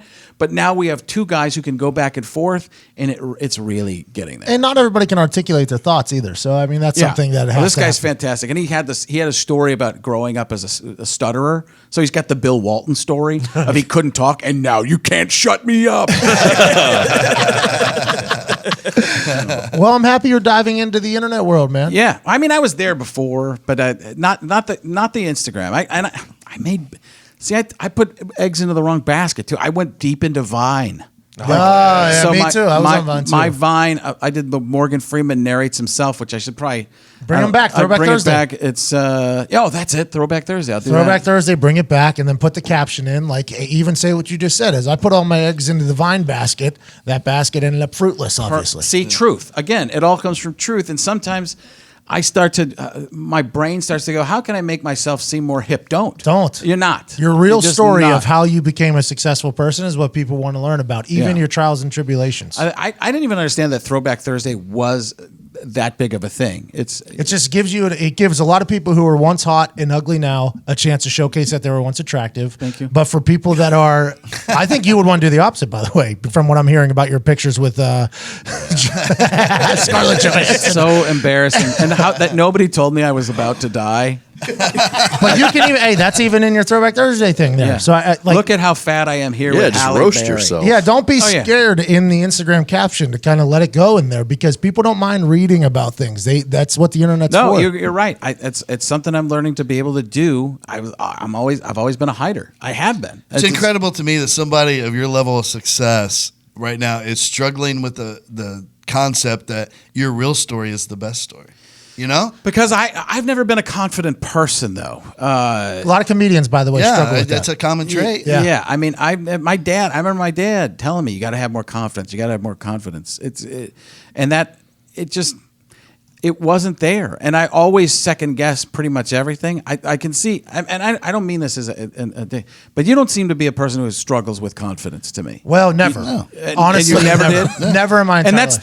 that's the thing I actually learned today. When you were coming at me hard, like I was like, "Holy shit, this guy's good at this!" I'm like, you just commanded the room, and I just kind of took back because I go, I don't get a turn right now. I just got to take this for a little while. Yeah, you started. You opened the door, and I came in. Right, but my whole joke was everybody tells you how great it was, and it was great. So I'm going to say the opposite It to get the wasn't laugh. just that. It was that, was and now I'm taking it back. No, but it's I honestly never have. And also when I got arrested, okay, I became nobody even knew I was the punter for the Colts at the time. Nobody even knew I was here. They thought Hunter Smith was still the punter. It was my second year, and when you're a punter, you're not talked about much. I became just a laughing stock by everybody. I do remember that. Yeah, so whenever, like literally punchlines on late night shows were making fun of me. People have never heard of me. The first thing they heard about me was this terrible thing. And whenever you get that, you kind of get like a fuck everybody mindset. Not that I didn't have it before then, but now I have it. So Yeah, you have even more. people are either going to like me or they're not. That's on them. Yeah, you know what? That's one of the things I've struggled with you, and you might have said it jokingly, but there's reality to it. You said a mainstream type of. There is an element of that, Yeah. And I always worry about that kind of thing, and because I've been in the corporate world so much. I mean, I've done deals with corporations where I have to sign. They'll make you sign things like you can't get in trouble or we'll cancel the contract. And they do that for a lot of people, but they're paying a lot. So I'm careful about a lot of that stuff. But it seems like now. The stuff, it's different. I'm a big fuck 'em. Yeah, I'm a big fuck 'em guy. Yeah, but I think you've also, honestly, I don't think you should be, but I'm just saying for me. I'm not there. I mean, part of me could be. I've probably done well in it, but I think there's another path for me at this point, and I would like to get to that. I think I want to get there. But you made your way by being that too, and that part of it is that creates even more success for you. I think it probably holds you back at times. Oh, yeah. Like I was following the Monday Night Football thing and stuff like that. Yeah. I mean, there's a reality there that you being you hurts you in that position, right? 100%. But the payoff later is how much? Well, the how much do story you is- want that? Do you want that much? Because it was a joke at first too, right? And then it Kind of. I but mean- a little piece of you wants some of that. Yeah, well, right? I didn't. At the beginning, I thought there was no chance. This is what I would love. At the beginning, I thought there was no chance. Like, whenever it came up in conversation, I thought there was no chance. Then, literally, I mean, we trended for 10 hours. There was people picketing outside of ESPN. I was like, okay, so, and then my name ended up in conversation. And then you start to believe. Then I was like, you know what? Maybe. Because you had never thought Never. that you had the chance before. And then there was this inkling of, I might have this chance. Holy shit. And then I almost got to the point where I was like, it makes sense for them to do it. This is a smart decision by them to do it. And then I start like talking myself into it. And I'm like, yeah, you know what? Fuck it. I think I'm going to get the gig. So then when you don't, there is that level of there's always disappointment. that. But by the way, that disappointment, the internet loves to hear about. Just like some people are going to hate me, some people are going to love me. But once you get to the point where you're like, I don't really give a fuck. Like, I think that'll be a freeing feeling for you. I'll bet you, because of who you are, it's just a matter of time that that world opens up more for somebody like Well, you. a younger generation will get into a position, but I think for you, it'll be a very freeing feeling when you stop caring if people like Listen, you. I've had some of those moments, and they are the greatest. And it's you just walk away and go, fuck you. Yeah. I don't care. But on the internet, Oh, you yeah. have to live like that. You're like, for instance, Gorms here gets a lot of hate tweets just because he's new to the internet and he's an old, but he blocks the people and shit like that. But those people, by the way, they're never going to like Gorman. So it's like, you might as well in your head just be like, hey, if that person doesn't like you, you're probably not going to like them anyway. So who cares? There's a lot of Even people in like this when world. somebody told me how good his Lou Holtz was, one of those things. My first thing was, no, mine is better. I don't care, but two, good, cool. I can't wait to hear it. That's one of those kinds of things. But it is funny how people will pit you. They try, and I don't know if it's just trolling or what. Yes, but that's the it's- internet, that's by exactly the way. it, Trolling is the internet. I have no idea what you're talking about. See, those are little weapons. Yeah, to me, when someone says their impression is better than yours, to me that's almost like a compliment to you because you're 'cause the technically the standard. standard. Yeah, and Yeah, you are, by the I'm way. just the best marketed name. At the time. You're selling yourself so short here. Like you are the standard of impressions. You guys are too young. Rich Little, okay? And I know you know who Rich Little is. Yeah, I know people don't like you. Okay? No, I'm just saying.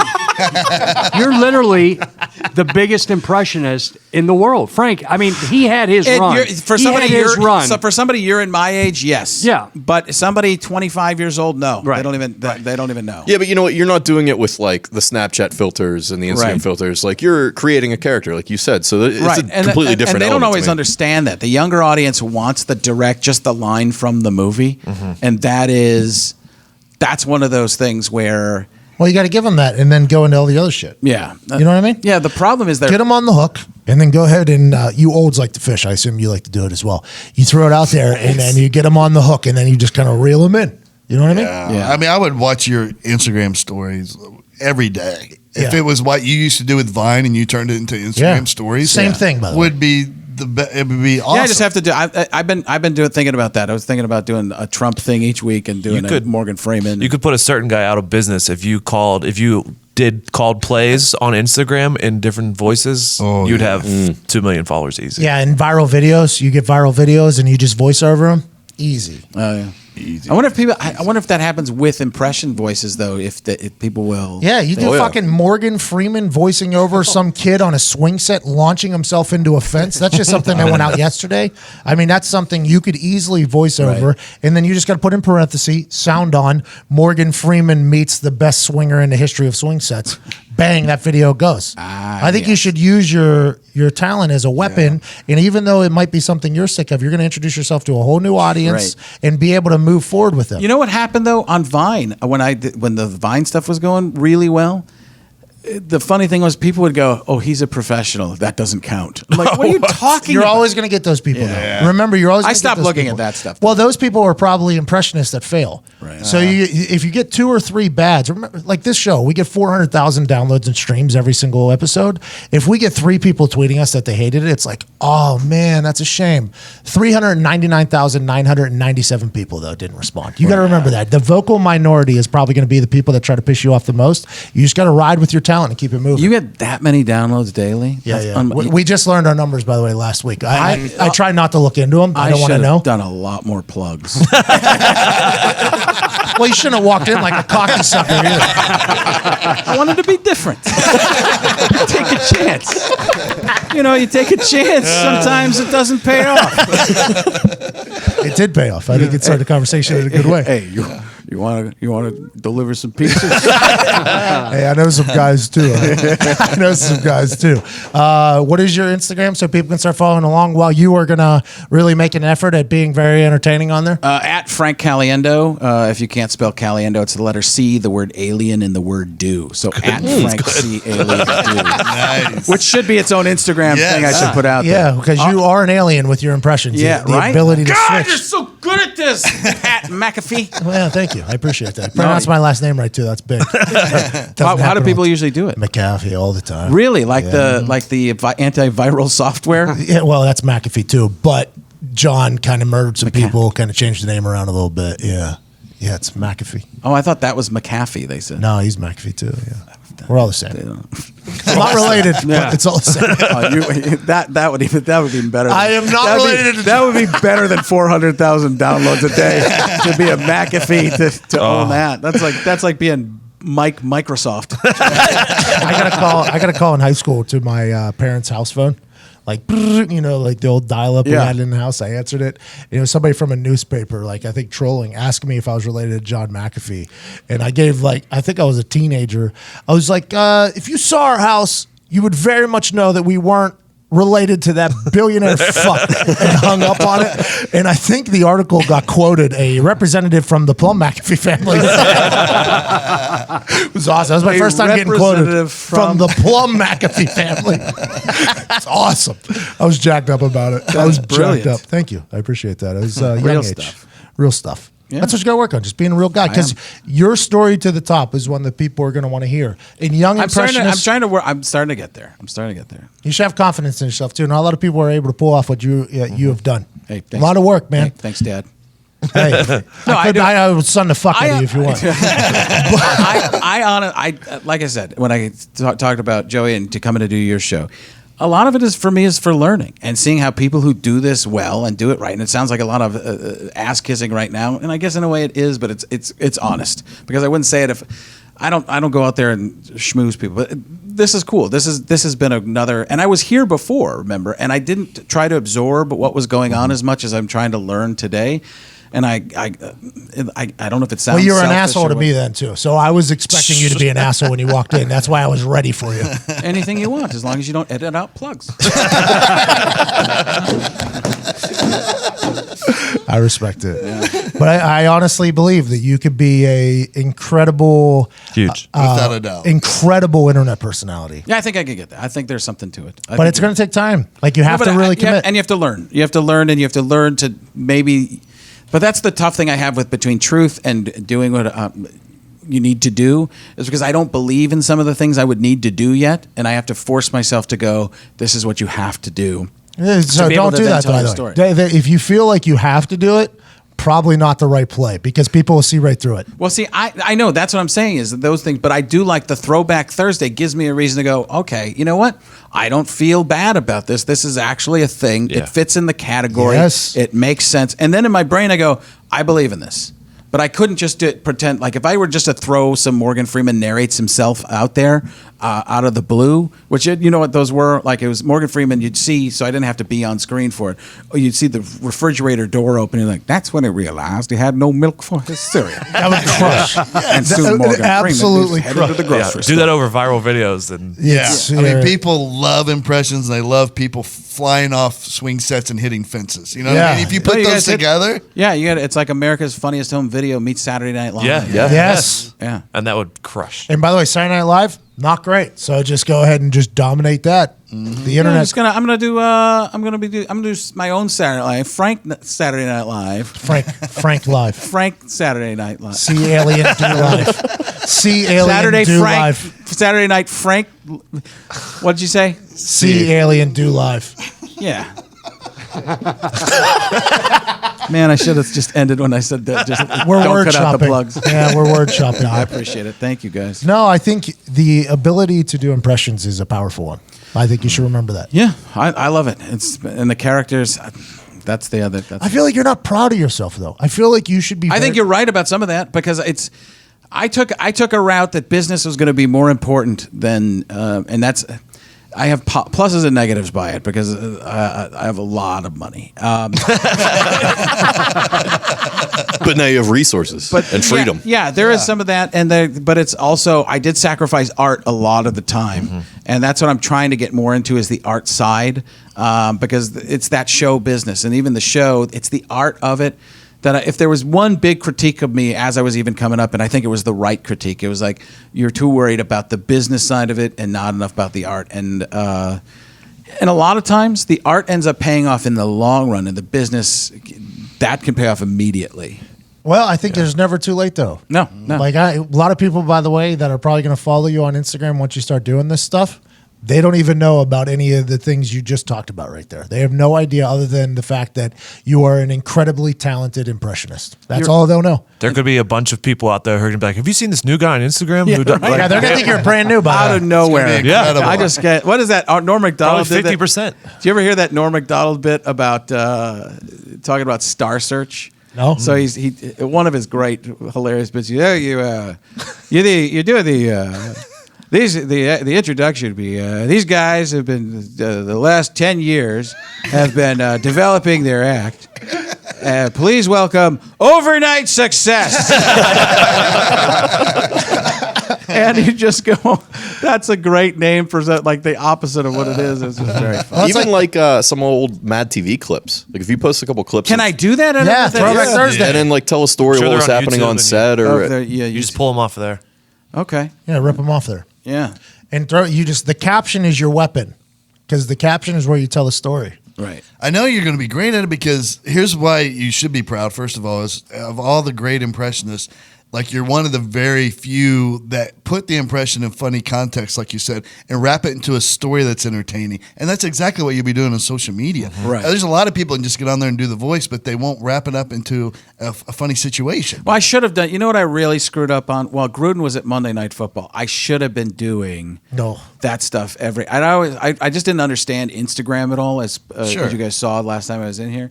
But I would do tweets Happens. and just put things in writing. Yeah. Yes. But if you see a play and then you turn the camera to me, and it's like, I'll tell you what, man, what they should have done right there. Something in that, and I'm going to do that with Raiders you'd stuff still do this that. year. Twitter, by the way, very powerful tool as well. That's where you probably get your most diehard fans. Well, I got off of Twitter for a while. And the reason I got off of Twitter is because I was becoming such a jerk on Twitter. No, never would have guessed. But I would gain 2,000 followers a Sunday night football game because I'd just be ripping all the players and stuff, and and I just felt I was grossed out by it. By the way, that's easy. It is. It's easy to do that. And then, but I got greedy for the followers, and that's when I said, and I started to meet more people and become friends with people who were in the league and stuff. And I'm like, I don't want them to see this stuff. This is just a jerky move. And all these draft picks are trying to delete tweets of like shit that they said when they were like 13, 14 years old. That was terrible. Frank Caliendo's going back to his old tweets right after meeting a player. Oh my God. I thought this guy was fucking terrible. There might have been some scrubbing days. Just like there were for us. Tie it all the fuck together. You know? Follow him at Frank Caliendo. Go see him, frankcaliendo.com. I'm excited to see what you do with the weapon of social media. Working at it. You're a mentor. You don't want to be a mentor. That look at me was like, I don't have time. I did speak at South by Southwest on the power of social media, and I was Did you really? I didn't realize. I was on a panel. Yeah, it was great. Everybody's wearing suits. I was Way obviously wearing to dissuade them from believing you're the internet guy. No, this is when I was. kidding. This is when I was in the league. This is when I was in the league. Yeah. I think, you know what I do? I actually kind of Deion remember. Sanders was supposed to do it. He backed out 2 days beforehand. I was asked to go, so I go. Deion Sanders nameplate right in front of me. Didn't even have my own name tag. It was great. It was great. It was really good. You know, stupid shit just happens to you too. Oh, and you roll with it all the time. You just roll with it. I know it's and you gonna make fun of it because it's truth. Yeah, truth is the real thing. Yeah. For me, honesty is the best comedy. Yep, I believe that. But very ridiculous shit happens to me on a very regular basis. I mean, it's just how it goes. Just honestly is attracted to me. Yeah, you put yourself out there, and you're always. I know we're wrapping it up, but there was I remember I was sitting in a room with Jay Leno. This is 10 years ago. Gary Shandling, Roseanne. And they're all sitting there and they're talking. I'm like, this is unbelievable. I'm in this same room and nobody's kicking me out, kind of a thing. Yeah.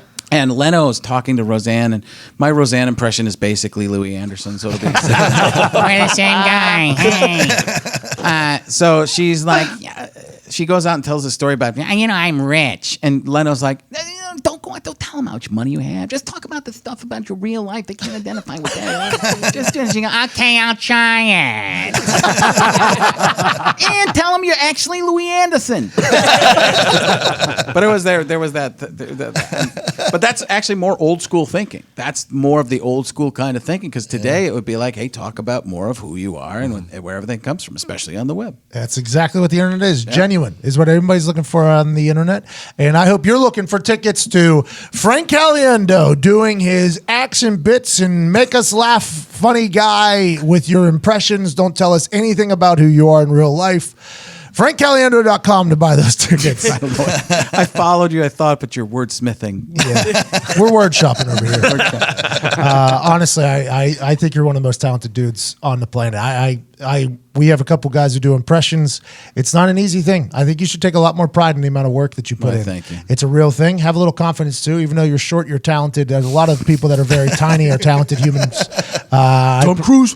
By the way, when I stood next to him, I was trying to am I taller? And then somebody said he had lifts in. So Are you taller than him? No. Really? I think he had lifts. He's probably about 5'8". He's probably 5'7". I'm probably 5'6". My son's taller than me now at 14 years old. Lil Wayne's 5'5" though. Yeah, I tower over him. Hey, who's down there? Kevin Hart. There's another guy that's been labeled an overnight celebrity that. Yeah, right. Worked harder than everybody. Yeah, unbelievable. Email lists and all that stuff. It's incredible. Just keep going. The commitment to the internet will pay off. I promise you, especially with your talent. Aside from that, ladies and gentlemen, Frank Caliendo. Clapping for himself. I deserve it. I deserve it. confidence. Hey, look at you. Hey, look at me. That was like Chunk or Sloth from the Goonies. Hey, you guys! Another dated reference, but that's all I got. Gorms and I have had a lot of these similar conversations the last couple of weeks where I'm trying to get Gorms, who has an incredible brain, to kind of adapt to the social media world. It's a very different world nowadays, isn't it not? Completely. It really is. Completely. It's not like, hey, you just do your thing and kind of disappear, get the paycheck, and see you later. In the world we live in, it's like, hey, whenever you get a following or an audience, you got to earn it. And also, you got to build up the trust with them, too, that you're going to show up every single day. And that is a huge part of the Can't just flash that pretty smile anymore, Gorms. Damn. Gorms. Damn. How would 23-year-old Gorms be on Twitter? Take it easy. He didn't like Gorms' Lou Holtz. Lou Holtz. He did not because he did one back. You know what I mean? And I feel like there was a potential Lou Holtz off happening there. Hey, go ahead. I get up early in the morning for something. I tell you what. I mean, you got to have three things on your mind every morning. First thing is you got to buy the freshest fruit. That's why you go get it in the morning. Never go after 12 p.m. Second thing is thank the Lord Jesus Christ, Jesus, Mary, and Joseph. And the third thing, the same always. Find yourself a big man that can block the blind edge rusher. Because give your quarterback time and you're a success. It doesn't matter what you do. I mean, Coach, I have a question. Hey, go ahead. Fresh fruit is more important than thanking the Lord? Absolutely. You got to eat and you got to have a good taste in your mouth. You don't want bruised fruit. Hell, I recruited a lot of bruised fruit in my day. And I'll tell you what, I got fired from Notre Dame. Not many people know about this. It's not about it. I'll tell you about this. One night at the hotel, got a pay-per-view. I thought it was something else, and it came out dirty. And the regents and the priests, they run me straight out. I don't get. Hey, listen, they're a good football team, but if you want peaches, you got to go before 7 a.m. I'm happy you got to do that. I'm happy that came out right there. Oh, man. He is an incredible impressionist, though. Whenever he starts diving into him and out of him, That's Schefter. I've started bawling. Oh, Just I dying laughing, didn't man. appreciate him trying to be more humble than me, by the way. Everyone knows the most humble guy in the room, and him coming in here saying, yeah, he's okay, he's all right. Yeah, you're the best in the world at being humble. Yeah, he's the best in the world at impressions. You've said it. Other people have said it. You're Yeah. the best in the world at being humble. It's my thing, Frank. Well, I think you and Frank All have Franks. a lot in common. Him doing those voices over viral videos would absolutely just Crush. fucking crush. If I had like an eighth of the talent, maybe check that, a thousandth of the talent. A thousandth? A thousandth. It's a tough one. I'll tell you what, you had a moment on Bro Bets yesterday where you lost your mind on the players and started blaming the players their fault. for your string of losses. And I saw it on the internet, and that was one of the first times while taking a shit, looking at a video. That's where I get a lot of my work done. When I take a shit, where it forced poop out while I was laughing at you, because that's just like the classic degenerate move. Like, yeah, it's not our fault. No, this is not fault. We do. I mean, we get here every morning, and we do like an hour or two of research before we go, and we put our heart and soul into these picks. And then when it goes out at night, the players show up on the field and they don't do what they're supposed to do, what the stats show they're going to do, what the coaches say they're supposed to do, and what they've proven they've done in the past. And then they go out there and they lay an egg, and then it looks like we lay an egg, and then people are putting their picks in based off of us are losing money, and then we're getting shit on the internet, and it's a whole trickle-down effect that I'm tired of fucking seeing. Well, hey. Amen, Diggs. Hey. Amen. Amen. Go, Dixie. Take them to church. Just get your shit together. We interrupt this conversation for a reading from Zito. Thank you, Pat. Does your furniture bring you joy? Sure. Yeah. Or are you missing a sometimes. couch or a chair that says, "This is my home"? Oh. Are you guys missing that? Yeah, my couch would be better. I got something for you guys. We all want a heaven, a place that feels uniquely. It's Haven. Oh, that is Haven. We all want a haven, a place that feels uniquely you. Joybird empowers you to create the furniture and space that brings you joy. You do the same breath that you're doing before a free throw before you read a sentence. Yeah, it's like a snipe shot. Hey, settle down the heart rate. Yeah. Just go through it. Get to your heaven, bro. Get to your heaven so you can find your haven. Let me motivate you right now with Joyboard. I can't even say it. Joyboard. Oh, boy. It's a hard word. I agree. When you start talking about Joyboards, I mean, it's Hey, let me motivate you today.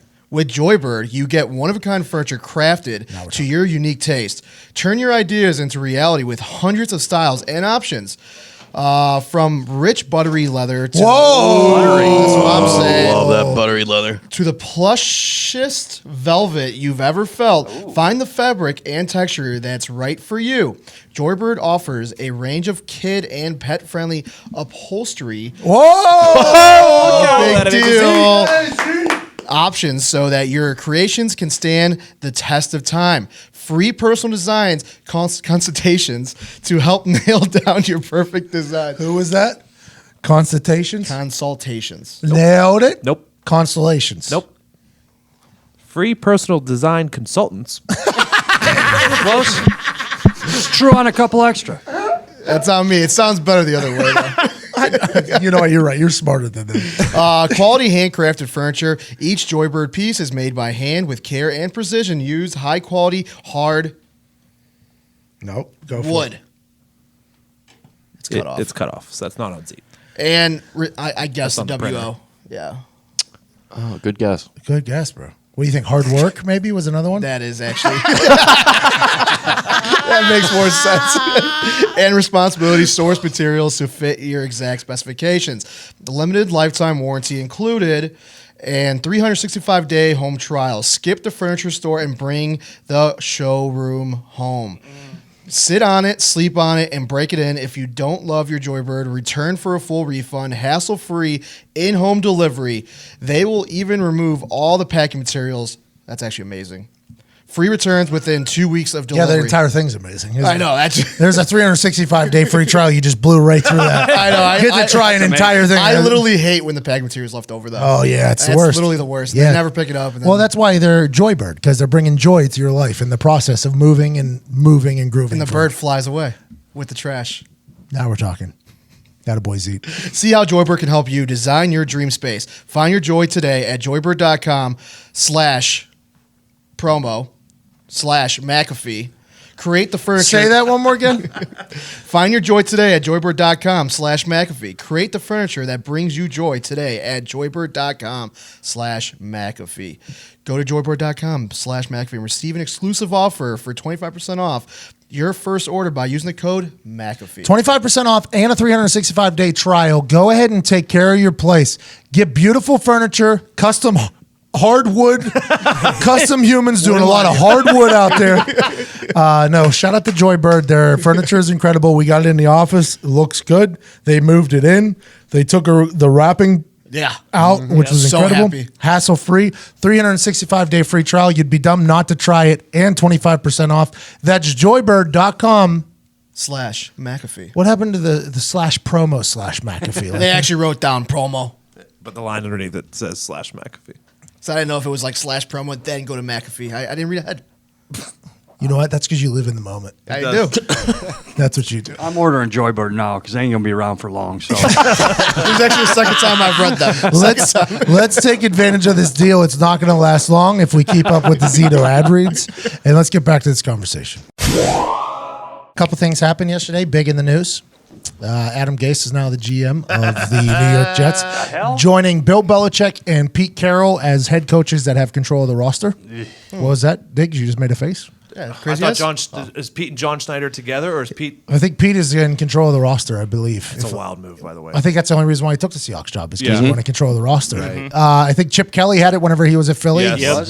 Chip Kelly, good guy, turned out to not be NFL prototype. Adam Gase, though, I don't know what happens with Adam Gase. I don't know how this. Peyton Manning said he's good. He gets a head coaching job in the Dolphins. Does terrible. Gets another head coaching job. Now he's GM and head coach. Good for Adam Gase. Hopefully he does well. Well, and the first thing that he says that it gets leaked out is that he didn't want to pay Lev Bell and all Yes. this stuff. So it's ought to be interesting. They let the GM, Mike McCagnon, go through all of free agency. Well, first off, they go through the coaching search, which hires Adam Gase. Okay. Then he goes through all of free agency, and Yep. he signs Draft. $120 million worth of people. Third pick in the draft, goes through that, and then all of a sudden you fire him out of nowhere and then put Gase in charge. His eyes couldn't even handle a head coach press conference. I can't even fathom head coach and GM. They're going to be fucking rolling around the training room. They're saying hit the sticks. Daniel Jeremiah potentially getting that gig. You sit next to Rich Eisen long enough, you're going to get a fucking GM job. That's incredible to me. So those New Yorkers, they're Jets, Mets, and Knicks fans, right? Oh, it's tough. That particular group, they're Jets, Mets, and Typically, Knicks. Giants, Giants GM is not in a great spot. No, but I'm saying normally Yes, it's yeah, Yankees, yeah. Giants, Right. the Jets, Mets, Gotcha. and Knicks fans. All Islanders together. too, please. And the Islanders. So let's just talk about them. The Jets now have no GM directly after all the GM moves had to be made. Yes. Okay, let's dump the salary cap in the shitter, bring in another GM, see what he can do. Then the Mets, Timmy Tebow's batting 115 in AAA. Not a lot of promise there. You talk about the Knicks. I ain't never seen a team in a fan base in a media sensation push as much as I've seen this push for a 14% chance. I know. They had a 14% chance, and people were pushing this thing like it was a lock. Zion to the Knicks was a lock on all media outlets. Everybody was dreaming it. Everybody, and then turns out not even close. Not even close. They don't even get a good pick. They're not even going to get a good player. They got another roll of the dice. These Jets, Mets, Knicks fans, just, man, they don't deserve it. They honestly don't deserve it. They seem like a passionate group. They don't deserve it. I mean, they're going to get Kevin Durant, which is good, but Zion, everybody's saying Zion should think about going back to Duke, seeing how the ping pong falls next year. Ping pong ball falls next year. If I were the Knicks, I take that third pick and trade it to New Orleans. So New Orleans has the first and third pick. And then you trade, they got Mavs picks for Porzingis last year. You package those. You get Anthony Davis up in New York with Kevin Durant. And Kyrie. And Kyrie. Right. And then you send all those young guys to New Orleans. Everyone's happy, and then the Knicks fans are happy too. If you're Zion, you got to be pissed off, right? Because Anthony Davis just hated his time down there. Yeah. He wore a goodbye, folks. Yeah, and Zion wanted to go to the Knicks. It was clear. Like he came out and like he didn't say it, but that's what everyone was saying. Well, you know, nobody should. He went to Duke. It's a bunch of smart people. Somebody should have said, "Hey, it's only a 14% chance. It's only a 14% chance." That NBA draft lottery thing, people are tanking to potentially get a 14% thing, and that makes no sense to me. I saw your boy Greenberg on Get Up this morning. Mikey Green, he said that this is the draft that will end tanking because since it's only a 14% chance and the highest ranked teams weren't even close to getting the top pick, that it should help end tanking, but who knows? Well, I just don't think you should do the lottery. Just do it how the NFL does it. If you're going to let people tank, let them tank for real. If they're going to suck, give them the first pick. You know what I mean? I agree. I think that helps the parity thing. I mean, just this fucking luck of a ping pong ball. I mean, Knicks fans have been cursed forever. They're obviously not going to get it. Also, the thought of literally a ping pong ball figuring out the future of a $1 billion franchise. Oh, yeah. I respect it because I love a good gamble, but boy, that can't be the right way to do things. Easy to rig as well. But it's not.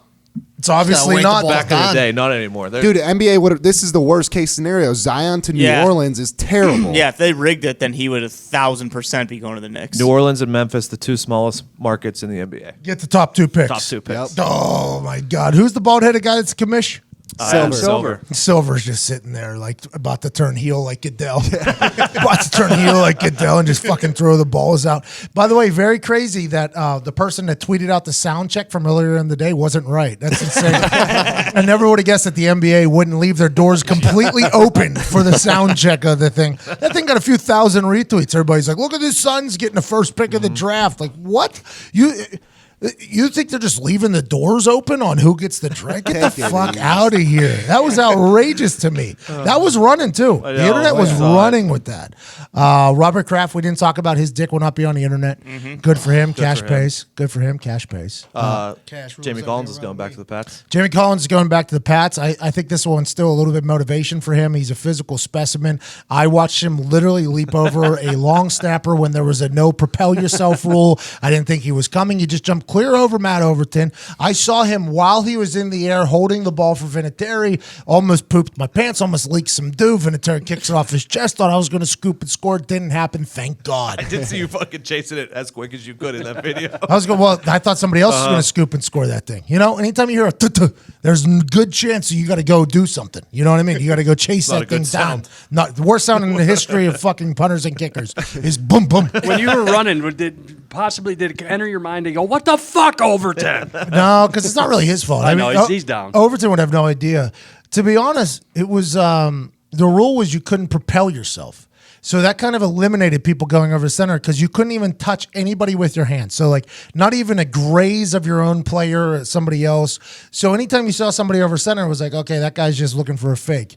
And then whenever you see him literally just do a fucking broad jump, it's like, oh, I did not expect that to happen. And then the NFL banned that as well. Right. So they've got rid of that as well. So it kind of disappeared in the future. So is that in your film, like at all? What's like that? If someone's doing that, like the next week? Oh, yeah. But I I honestly, I took a lot of pride in my hard counts, man. I got a lot of people to jump off sides. I was called on a couple of times as well. But you can't always do that depending on your kicker. There's a lot of teams that can't do it because the kicker can't handle like a fucking hard hit. And because the kicker starts jumping. I jumped off sides there. Yeah, you got to get Vinatieri. Yeah, you're not allowed to move your head either or your hand. So you have to be able to go from your sternum without even moving. It's just all voice inflection.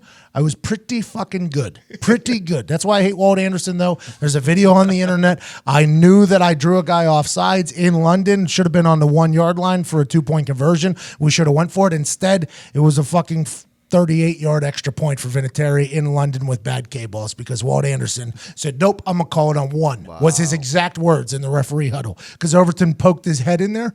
He poked his head. So this is what happened. We're in London, extra point, 33-yarder.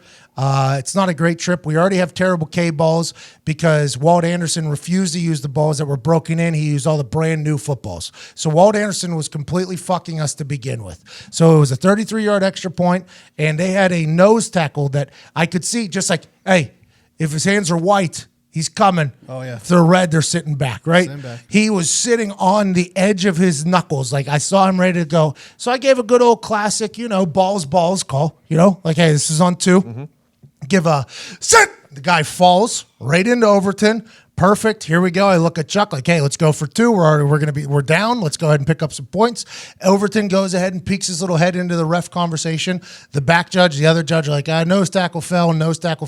Walt Anderson goes, nope, I'm going to call it on 1. Points at me and goes, I'm going to call it on 1. Jeez. Bang, 5-yard penalty, drawing somebody off sides. Bang, bang, bang, 38-yard. For the hard count only, no head movement. No head movement. We watched film too. I didn't even move because I practiced in practice every single day because I knew it was a weapon.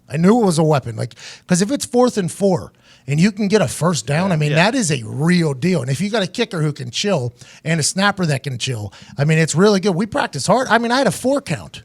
Where I was going to people. It was a set. And then it was like, the defense is like, there's no way they're going on 4. There's no way they're going on 4. It was like, yeah, got him.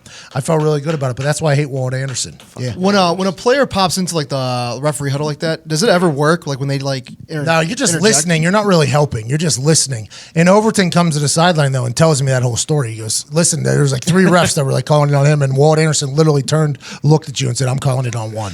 That fucking asshole. He was still reffing last year. I don't know if he's still reffing. They need to roll his ass off the field. That guy's holding back the game. Honestly, holding back the goddamn game. The NBA Golden State Warriors are just sawing Don, the other Curry family member. That's a shame. It's a real shame. Steph Curry plays better basketball when Kevin Durant isn't on the court. Facts. Because he gets more attention, so he likes that. When you have attention on you, you got to be able to back it up. That is something that happens when Kevin Durant's on the court. He doesn't have to do as much. Klay Thompson doesn't have to do as much, so they kind of feel obligated to share the love to KD. So instead, whenever he's gone, it's back to the Splash Bros showtime. I think they're in a good spot still. They're incredible with just those two. They are 28-1 without KD in their last 29. Those types of stats are alarming, especially like you see the ones with Gronk where they're like without Gronk, they're and you're like, well, it's impossible to say that they're a better team without the best player. Sorry, Kawhi Leonard said Darius Butler, one of the best players, just like Gronk. It's hard to say that, but it's a completely different game plan without him. Just like with the Patriots, it's a completely different game plan without Gronk, which I'm assuming they're going to do well next year. But without KD, it's a completely different game plan, and you gotta respect. If Milwaukee comes out of the East, look out. That's all I'm saying. They're young and dumb enough to just win this thing. I'm telling you. This sounds like very much like a Fox Sports take. Don't sleep on them is all I'm saying. We can come back to this moment later, and we'll judge it on me judging you. Okay. Potentially just taking a shot in the dark. Why do you like Milwaukee though? Because of the Greek Freak? Well, naturally that, but they've got a healthy Mirotic back, who's a great player. They got a healthy Malcolm Brogdon coming back, great player, and Chris Middleton, quietly one of the best shooters in the NBA. He's not up there on Steph's or KD's level, but I'm just saying, Bledsoe. They're going to give a run, and it's like Golden State. I'm giving them the West already. It's like, who do you want to face Golden State? You want to watch Kawhi Leonard for 5 games, or you want to watch the Bucks for 7? By the way, I kind of do want to watch Kawhi Leonard for 5 games, mostly because I don't watch him much. So and after seeing that shot, I'm like, you know what? I wouldn't mind seeing this guy that took 36 attempts in a fucking Game 7 must win. I like this They guy. had to. No one else would fucking shoot. That's I love why it. I don't think they're getting by the Bucks either. You don't think Kawhi Leonard could put the team on his back, though? Like Greg I Jennings think in he a could fucking video against game? the Sixers, but not against the Bucks. I don't know. We'll see. They're deep. Who, the Bucks is? Yeah, they're deep. Kawhi's been here before, though. Yeah, there's only 5 on the court, too. Yeah, bro. Kawhi had teammates with the Spurs, though. Yeah, that's a good point. And Pop. Yes. Very good point. Very good Popovich point. is a good point. A good little coach down there. Great little coach. Does. From what I heard. Great I'm little not 100% certain, but from what I heard. Somebody sent Foxy an article because we said that Kawhi, if he stays in Toronto, they can pay him $50 million more than if he goes anywhere else. Somebody sent him an article from 2015 saying that it's a lot more money if he's in Canada than in America. I would like you to know that inflation rates change literally daily with the Canadian fucking money line. That is an honest. I went to Canada one time on Friday, got fucked, left on Sunday, got fucked coming back into America because something happened on Saturday that I was way out of my control. Anytime you go international, not only are you dealing with international taxes and shit like that, you're also dependent upon how the economy's sitting and how the economy's looking. You don't know what's going to happen. I'd assume the difference between 250 and 300 million is a massive one. Yeah. But is it? I'm with the second. Is it? Yeah, I don't think it is. I think at what number, Gorman, do you think these rich people? Yeah. It all just kind of starts blending together. If I was his accountant or if I handled his money, I'd say we can go get that $50 million in China. I mean, we can make it up. Go where you want to be. Go where you want to be happy. You know. Just walk over there and just No, just say, hey, I'm going over there for 2 weeks. I've got a new shoe. I'm going to pump it. I'm just saying he can. You think they're $50 million in shoe sales in China? It's among other things. I'm saying, I'm saying there are ways for these guys to make money outside the court and the contract. Obviously, we were going to sell shoes. Yeah. We were going to sell shoes. We had a great shoe up there. We did. We designed Well, them. it's still on, man. We're just What waiting for happened? the stinking Chinese New Year to end because the the guy in Brooklyn who's the designer and the manufacturer of these things, great guy, just likes to celebrate Chinese New Year for about 3.5 months. 4 months ago, we had to put a shoe design together. We're going to sell the Cuzzy ones. Mm-hmm. These things were beautiful. Still are. Cocaine white. Come on, give me these ice creams. I was excited for them. Put the designs together, send them over. We got to wait for Chinese New Year to end. Haven't heard back from the guys. Guys, I'm real busy up until this Chinese New Year. So let's talk afterwards, okay? It was 4 months ago. 4 months ago. Was it You're the Pig? Huh? You're the Pig? I think it's a monkey, actually. Could be a rabbit. I was You're the Dragon. We could remix. I was a monkey, I think. Bunny. I think Right around there. I think I was a bunny. Does any of it make any sense? I used to be a Taurus too, and then they changed me. I think I'm a bull though. Oh, it's because they got rid of the I'm a planet. big those things guy. Nope. What are those things called? Horoscope, yeah. Morse codes. Horoscope. Oh, it's on me. I'm a Leo. Take it easy. Big Time Tommy's new favorite character on the internet. Yep. I fucking love that guy. Old school for life. OS for life. Take it easy. You're a Leo, just like Jason. Yeah. I was a Leo there for 4 years. Just changed on you. How does that happen?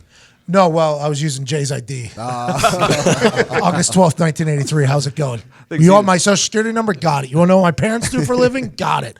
You are 7 inches taller than when it says on this. Oh, I had a growth spurt, sir. What do you want from me? I got this when I was 17. You ever heard about the 18-year-old growth spurt? You're also 60 pounds heavier than what it says on here. Oh. What do you want from me, dude? Oh. Do you want me to call the cops over here? Yeah, go ahead, man. Call the cops over. There was a time where I was staring down 3 cops in Panama City and a bouncer with my brother's ID, and they couldn't do jack shit about it. Not a single thing. Knew his social security number, address, everything. And the cops were all just like, this isn't you. I was like, yeah, it is. Run it. Fucking run it. And then I made the guy erase the X's off of my hands. I remember that. I made the guy erase the X's off my hands. I was like, he was like, go to the bathroom and erase it. I was like, no. Come on. This is on you. I'll never get invited back to that place. I bet you they have my picture on a wall. Don't let Patrick or Jason in this one. That was a terrible guy. Jay tries going in there. I learned Jay was a Leo in Canada. I told the story on Bob and Tom. I took Jay's ID everywhere, and Jay was awesome for me. You know, I got in everywhere since I'm 17 years old. Literally got in everywhere. And I go to Canada, and I'm so pumped up about this whole thing. I think I was like, I had to be I had to be like 16, I guess, 15. It was my first time really giving it a go with him because you got to be 19 down there. And I take it and I go into a sports bar. I think I'm wearing like probably a jersey of some sort, like my first time going into a club. I'm in Canada. And I hand the guy my ID and he looks at it and he goes, what's your horoscope sign? And I was like, oh, I memorized there. I had everything else ready to go. And I was like, I was never taught that. He was like, oh, okay. And he handed it back and he just like shooed me away. Like, Canada nice. He let me keep it, but he like shooed me away. That is nice. Yeah, it is very nice of him. And I was like, so I texted Jay. I was like, what's your horoscope sign? He's like, a Leo. I'm like, fuck me. I should have just guessed. I think I said like a Capricorn or something like that. Whatever it is. That was that was the best door guy question I've ever heard in my entire life. And there's no way he knew either. That's what I was thinking. What's he got, a horoscope blog? No, I was 15 years old. Some though. people fucking base their lives off of that. That's true. People reading in the newspapers though, and they have apps now that tell you like, hey, Absurd. if you're a Taurus, watch out for tomorrow. Fucking stars coming down. Stars are aligning for a bull fuck up tomorrow. I'm like, thanks for the email. Not that I don't have enough shit in my life already. What are you, Gorms? Cancer. Of course. You're telling me. That makes sense. All right. This show is... Hey, we ended on that? Yeah. Take it easy. Take it easy. Shout out Big Time Tommy. Go ahead and follow him. I don't know what his Instagram is. It's tough to say, but he's electric. You'll find him. From myself, Nicky Boy, Gorms, Zeet, Diggs, Ty, Evan, Cop Todd, who is currently doing cop stuff, which is awesome, and Frank Caliendo, who I loved, hated, loved again. Great story. Great conversation with him. So thankful for him. Tweet him, Instagram him, at Frank Caliendo. We can't thank you enough. Ty Schmidt, hit the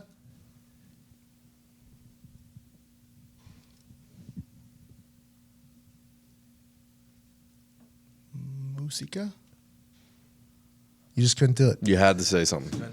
I'm bad and awkward in quiet times. Music. You just couldn't do it. Couldn't do it. Ty Schmidt hit the music. By the way, big video coming Sunday night. Oh, Watch along. I'm doing Money in the Bank watch along while watching along Game of Thrones, while watching along WWE. Big time Throner video coming out on Sunday. Diggs and Zeet want to work here. Had to do it. Can't wait for the world to see it. Might be the biggest one of all time. Yep. Simpsons video is getting brought back up, by the way, because they predicted a couple things here recently. The whole dragon burn down thingy. Homer was watching a dragon kind of saw down a town.